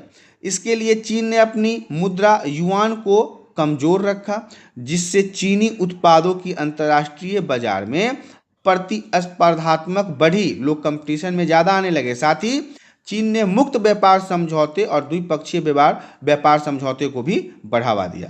तो ये 4 पॉइंट्स ऐसे हैं जो चीन ने अपनी अर्थव्यवस्था को मजबूत करने के लिए जो कदम उठाया है, उसका विश्लेषण था। अब हम 25 नंबर प्रश्न के अथवा की तरफ बढ़ते हैं। अथवा में हमारे पास प्रश्न है, भारत और पाकिस्तान के बीच विवाद के किन्हीं 4 मुद्दों का वर्णन कीजिए। भारत और पाकिस्तान के बीच विवाद जो है, उसके किन्हीं 4 मुद्दों का आपको वर्णन करना है। तो देखिए, मुद्दे तो बहुत सारे हैं भारत और पाकिस्तान के बीच, लेकिन हम इसमें 4 जो अहम मुद्दे हैं उसके बारे में बात कर लेते हैं। कश्मीर विवाद। कश्मीर भारतीय उपमहाद्वीप का सबसे प्रमुख और पुराना विवादित क्षेत्र है भारत और पाकिस्तान के लिए। दोनों देशों के बीच में यह विवाद 1947 में भारत और पाकिस्तान के विभाजन के बाद से ही शुरू हो गया था। पाकिस्तान कश्मीर के मुस्लिम बहुल क्षेत्रों को अपना हिस्सा मानता है, जबकि भारत इसे अपनी संप्रभुता के तहत मानता है। यह विवाद 3 युद्ध और कई संघर्षों का कारण भी बन चुका है। तो पहला तो आपका कश्मीर मुद्दा याद रखना है। दूसरा, सिंधु जल समझौता। आपको पता है कि सिंधु नदी और उसकी सहायक नदियों के जल वितरण में भी एक बहुत बड़ा विवाद है। 1960 में भारत और पाकिस्तान के बीच सिंधु जल समझौता हुआ, जिसमें नदी जल के बंटवारे के नियम निर्धारण किए गए। हालांकि कई बार पाकिस्तान ने यह आरोप लगाया कि भारत इन नियमों का उल्लंघन कर जल का अधिक उपयोग करता है, जबकि भारत का कहना है कि वह समझौते के तहत जल का उपयोग कर रहा है। तीसरा पॉइंट हमारा कहता है आतंकी गतिविधियां और सीमा पर संघर्ष। पाकिस्तान हमारा पड़ोसी मुल्क है और भारत ने पाकिस्तान पर आरोप लगाया है कि वह कश्मीर में आतंकवादी गतिविधियों को बढ़ावा देता है, और ये सही भी है। और आतंकवादी जो है उनको वित्तीय सहायता भी देता है, मतलब पैसे से भी मदद करता है, प्रशिक्षण भी प्रदान करता है। पाकिस्तान इन आरोपों को शुरुआत से नकारता आया है, लेकिन भारत का यह कहना है कि पाकिस्तान की सीमाओं से आतंकवादी भारत में घुसकर हमला करते हैं। इस कारण से सीमा पर संघर्ष और तनाव लगातार बना रहता है। तो ये तीसरा पॉइंट हो जाएगा। चौथा पॉइंट हमारा है कश्मीर की आंतरिक स्थिति और मानवाधिकार। भारत और पाकिस्तान के बीच कश्मीर के बारे में तो आपको मैंने पहले ही बताया। आंतरिक नीतियों पर भी विवाद है। पाकिस्तान ने कश्मीर के अधिकारों की रक्षा के लिए अंतर्राष्ट्रीय समुदाय से हस्तक्षेप की मांग की है, जबकि भारत इसे आंतरिक मामला मानते हुए किसी भी विदेशी हस्तक्षेप को विरोध करता है। भारत कहता है भाई ये हमारे घर का मामला है, इसमें कोई विदेशी हस्तक्षेप हम बर्दाश्त नहीं करेंगे। कश्मीर में सुरक्षा बलों द्वारा मानवाधिकार उल्लंघन के आरोप के बाद भी यह भी एक विवाद का हिस्सा बना रहा है। तो ये 4 पॉइंट्स आपको लिखने हैं भारत और पाकिस्तान के बीच विवादों के बारे में, और इसका वर्णन भी आपको इसी प्रकार से करना है। अगला प्रश्न नंबर 26 कहता है 1989 के पश्चात, मतलब बाद में, भारतीय राजनीति में आए किन्हीं 4 बदलावों का विश्लेषण करना है। देखिए 26 नंबर क्वेश्चन कहता है 1989 के बाद भारतीय राजनीति में कई महत्वपूर्ण बदलाव आए, जिसमें 4 प्रमुख बदलाव आपको यहाँ पे बताता हूँ मैं। पहला तो है गठबंधन राजनीति का उदय, मतलब 1989 के बाद ही भारतीय राजनीति में गठबंधन की राजनीति का प्रचलन बढ़ा। अलग अलग जो पार्टी थे वो जुड़ के एक नई पार्टी का निर्माण करते थे, सरकार का निर्माण करते थे। 1989 में राजीव गांधी के नेतृत्व में कांग्रेस पार्टी को हार का सामना करना पड़ा। इसके बाद राष्ट्रीय और क्षेत्रीय दलों के गठबंधन सरकार बनाने लगे, मतलब कि जो क्षेत्रीय पार्टीज थी, जो राष्ट्रीय पार्टीज थी, वो आपस में मिलकर गठबंधन की सरकार का निर्माण करना शुरू हो गया। दूसरा है उदारवादी आर्थिक सुधार, नव उदारवादी आर्थिक सुधार। 1991 में पीवी नरसिम्हा राव के नेतृत्व में भारत ने आर्थिक सुधारों की शुरुआत की। इन सुधारों में भारतीय अर्थव्यवस्था जो है, इकोनॉमिकल सिस्टम जो है, उसे वैश्विक बाजार से जोड़ने के लिए निजीकरण, व्यापार उदारीकरण और विदेशी निवेश को बढ़ावा देने की दिशा में बहुत महत्वपूर्ण कदम उठाया। इसने भारतीय राजनीति और समाज में बदलाव लाया और आर्थिक मॉडल ने इन दलों की जो नीति थी उनको भी प्रभावित किया। तो ये नव उदारवादी आर्थिक सुधार था। याद रखिएगा पीवी नरसिम्हा राव जो ऐसे सुधार किए जिससे बाहर के देश भी हमारे भारत में आके निवेश कर सके, जैसे चाइना ने किया। तीसरा पॉइंट हमारा कहता है आधिकारिक क्षेत्रीय दलों का प्रभाव। 1989 के बाद जो क्षेत्रीय दल थे, जैसे कि जयललिता का AIADMK, मुलायम सिंह का SP, लालू यादव का RSJD, बासपा का BSP, ये सब क्षेत्रीय दल थे। ये सब प्रभावी राजनीति में आ चुके थे। इन दलों ने राष्ट्रीय राजनीति में अहम भूमिका निभाई, खासकर गठबंधन सरकारों के गठन में। अलग अलग छोटे छोटे सरकारों के साथ मिलकर बड़ी सरकारों का निर्माण करने में इन्होंने अहम भूमिका निभाई। तीसरा इसी में हमारे पास कहता है जातिवाद और धर्मनिरपेक्षता के मुद्दे। 1989 के बाद जातिवाद और धर्मनिरपेक्षता भारतीय राजनीति के प्रमुख मुद्दे बने। VP सिंह द्वारा मंडल कमीशन की सिफारिश को लागू किया जाने लगा। पिछड़ा वर्ग आरक्षण पर भी विवाद गहरा हुआ। साथ ही राम मंदिर आंदोलन, हिंदू मुस्लिम का लड़ाई, ध्रुवीकरण, ये सब भी यहाँ पे बढ़ गया। इन मुद्दों ने भारतीय राजनीति में सामाजिक और धार्मिक नीतियों को बहुत गहरा आघात पहुंचाया और मतदाताओं की प्राथमिकता भी इससे प्रभावित हुई। आज के समय में आपको पता है लोग ज़्यादातर वोट जो है वो हिंदू मुस्लिम को देख के ही देते हैं, अपनी जाति के हिसाब से देते हैं। तो इस कारण से भी कहीं ना कहीं विकास जो है वो भारत में अवरुद्ध हो जाता है। 26 में हमारे पास जो अथवा का प्रश्न है उसे भी देख लेते हैं। अथवा में हमारे प्रश्न की में क्या कह रहा है कि 1985 में हुए राजीव गांधी लौंगेवाल समझौते में मुख्य प्रावधानों का परीक्षण कीजिए। पंजाब में शांति बहाली के लिए यह समझौता कहां तक सफल हुआ, इसे भी स्पष्ट करना है। तो देखिए राजीव गांधी लौंगेवाल समझौता 1985 में, जिसे पंजाब समझौता भी कहा जाता है, भारत के तत्कालीन प्रधानमंत्री राजीव गांधी और शिरोमणि अकाली दल के नेता संत हरचंद सिंह लौंगेवाल के बीच में हुआ था। इस समझौते का उद्देश्य 1980 के दशक में पंजाब में बढ़ती अशांति और खालिस्तान आंदोलन को समाप्त करना था।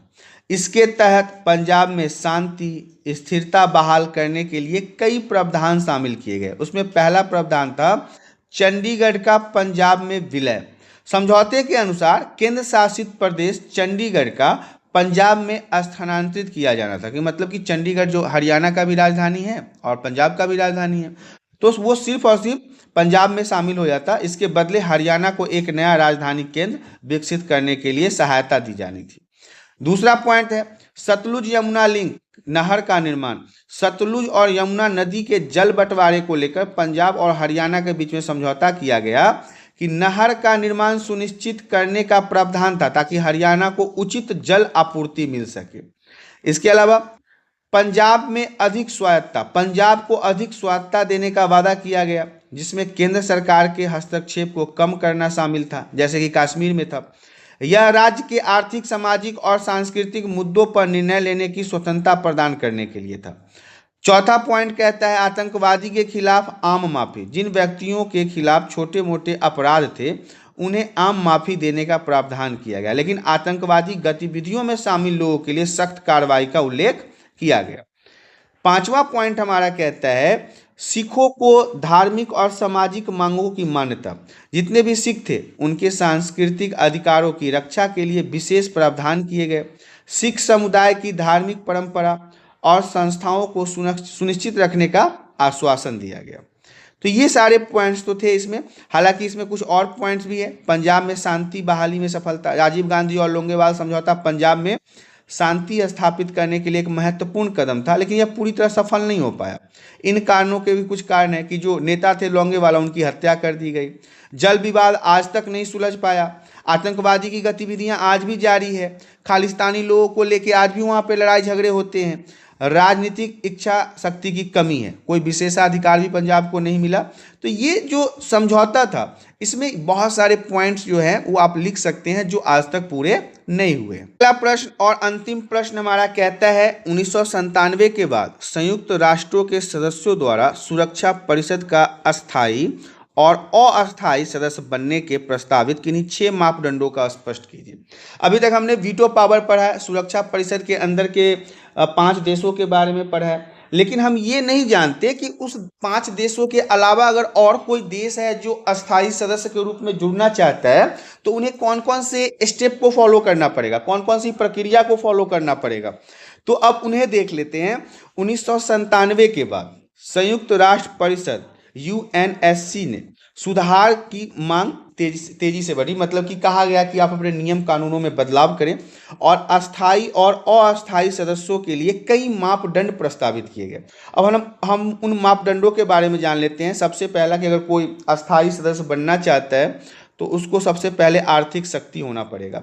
किसी देश की आर्थिक क्षमताओं को अस्थायी और अस्थायी सदस्यता का एक प्रमुख मापदंड माना गया, जैसे कि उस देश का जीडीपी कितना है, उसका अंतर्राष्ट्रीय संस्थानों में कितना उसने इन्वेस्टमेंट दिया है। ये सब सारे पॉइंटों के मुताबिक वो आर्थिक शक्ति कहलाएगा, और अगर वो आर्थिक शक्ति है तब वो अस्थायी रूप से उसमें जुड़ सकता है।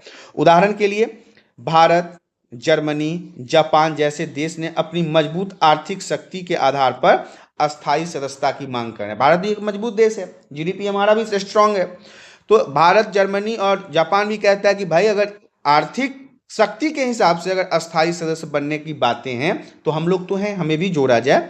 दूसरा मापदंड है, 6 मापदंड है, जिसमें सैन्य क्षमता है, मिलिट्री कैपेसिटी। तो वैश्विक शांति और सुरक्षा बनाए रखने के लिए सैन्य योगदान एक महत्वपूर्ण मापदंड है।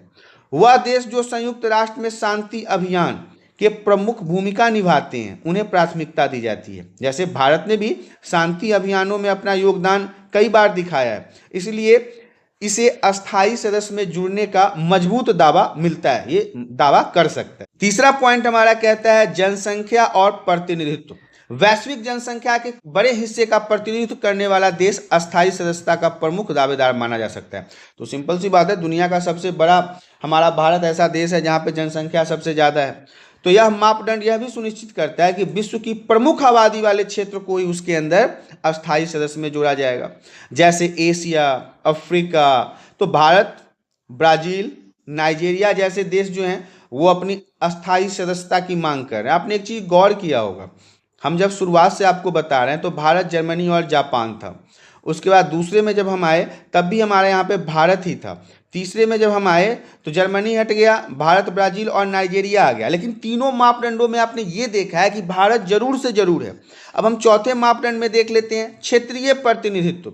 सुरक्षा परिषद के सभी क्षेत्र जैसे Asia, Africa, Europe, Latin America, ओनेशिया उचित प्रतिनिधित्व सुनिश्चित करने की मांग करते हैं। विशेष रूप से अफ्रीकी और लैटिन अमेरिकी के जो देश हैं उन्होंने यह तर्क दिया है कि वर्तमान संरचना पश्चिमी देशों के पक्ष में झुकी हुई है।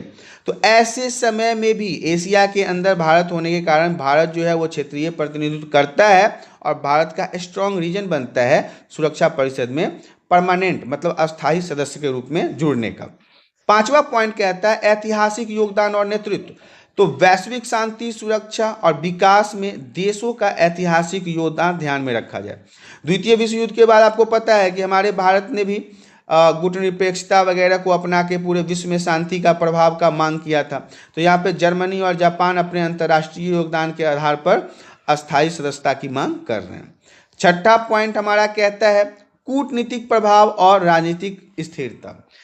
अस्थायी और अस्थायी सदस्य के लिए राजनीतिक स्थिरता और उसके कूटनीतिक ताकत का मापदंड माना गया है। जैसे कि वैश्विक मंच पर वो कितना स्ट्रांग है, उसकी शासन प्रणाली कैसी है, ये प्राथमिकता दी जाती है। तो ब्राजील, दक्षिण अफ्रीका अपने और भारत के अंदर भी आपको पता है कि डेमोक्रेसी स्थिर ही है। पाकिस्तान का और बांग्लादेश की तरह यहाँ पे सैन्य शासन बार बार नहीं आता है। तो ये वो 6 पॉइंट्स हैं जिनके माध्यम से कोई भी देश अस्थायी सदस्यता की मांग सुरक्षा परिषद के अंदर कर सकता है। अब हम 27 नंबर के अथवा वाले प्रश्न में चलते हैं। सुरक्षा की अपारंपरिक धारणा के अंतर्गत मानवता की सुरक्षा तथा वैश्विक सुरक्षा की आपको व्याख्या करना है। ये हमारा अथवा और लास्ट प्रश्न है, 27 का अथवा वाला है। इसके बाद आपका ये सैंपल पेपर समाप्त हो जाएगा। शायद थोड़ा बड़ा सैंपल पेपर हो गया क्योंकि इसके अंदर जितने भी क्वेश्चन थे वो सारे बड़े महत्वपूर्ण थे।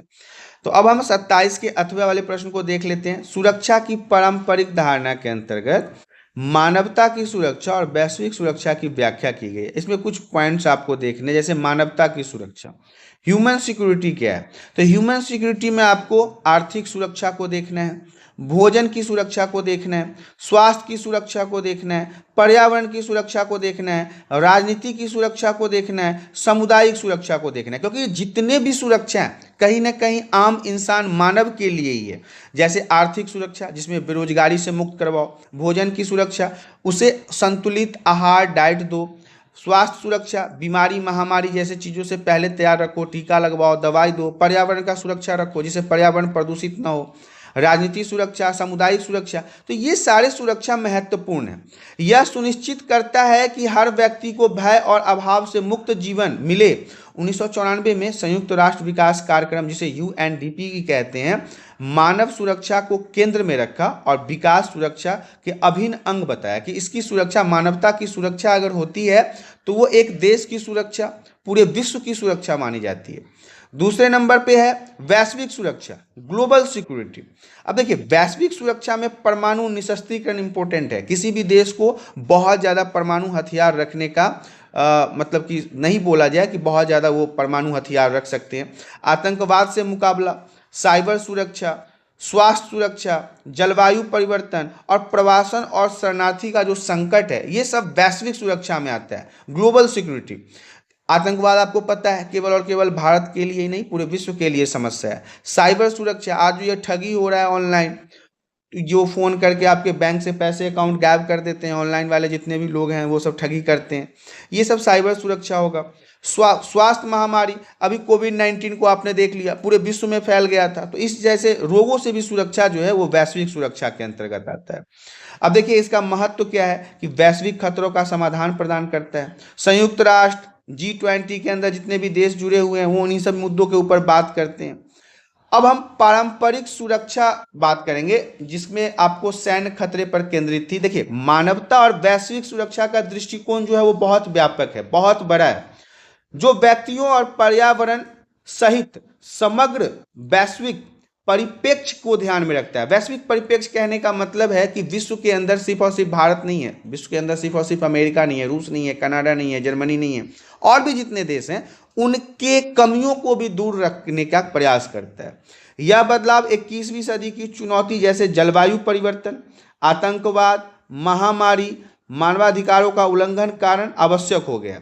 जितनी भी चीज़ें मैंने आपको पॉइंट बताया है, ये अभी के समय में बहुत महत्वपूर्ण हो गया है। इस प्रकार से आपने देखा ये पूरा सैंपल पेपर यहाँ पे समाप्त हो गया है। जितने भी प्रश्न थे वो सारे प्रश्न इसके इम्पोर्टेंट हैं, कैसे करना है, क्या करना है, ये सारी चीज़ें तो मैंने आपको बता ही दिया है। आशा करता हूँ वीडियो में दी गई जानकारी आप सभी को पसंद आया होगा। यदि जानकारी पसंद आया तो वीडियो को लाइक, चैनल पे पहली बार आए हैं तो चैनल को सब्सक्राइब करें ताकि इसी प्रकार के एजुकेशनल वीडियो आपको हमेशा प्राप्त होता रहे। आज के लिए इतना ही, धन्यवाद।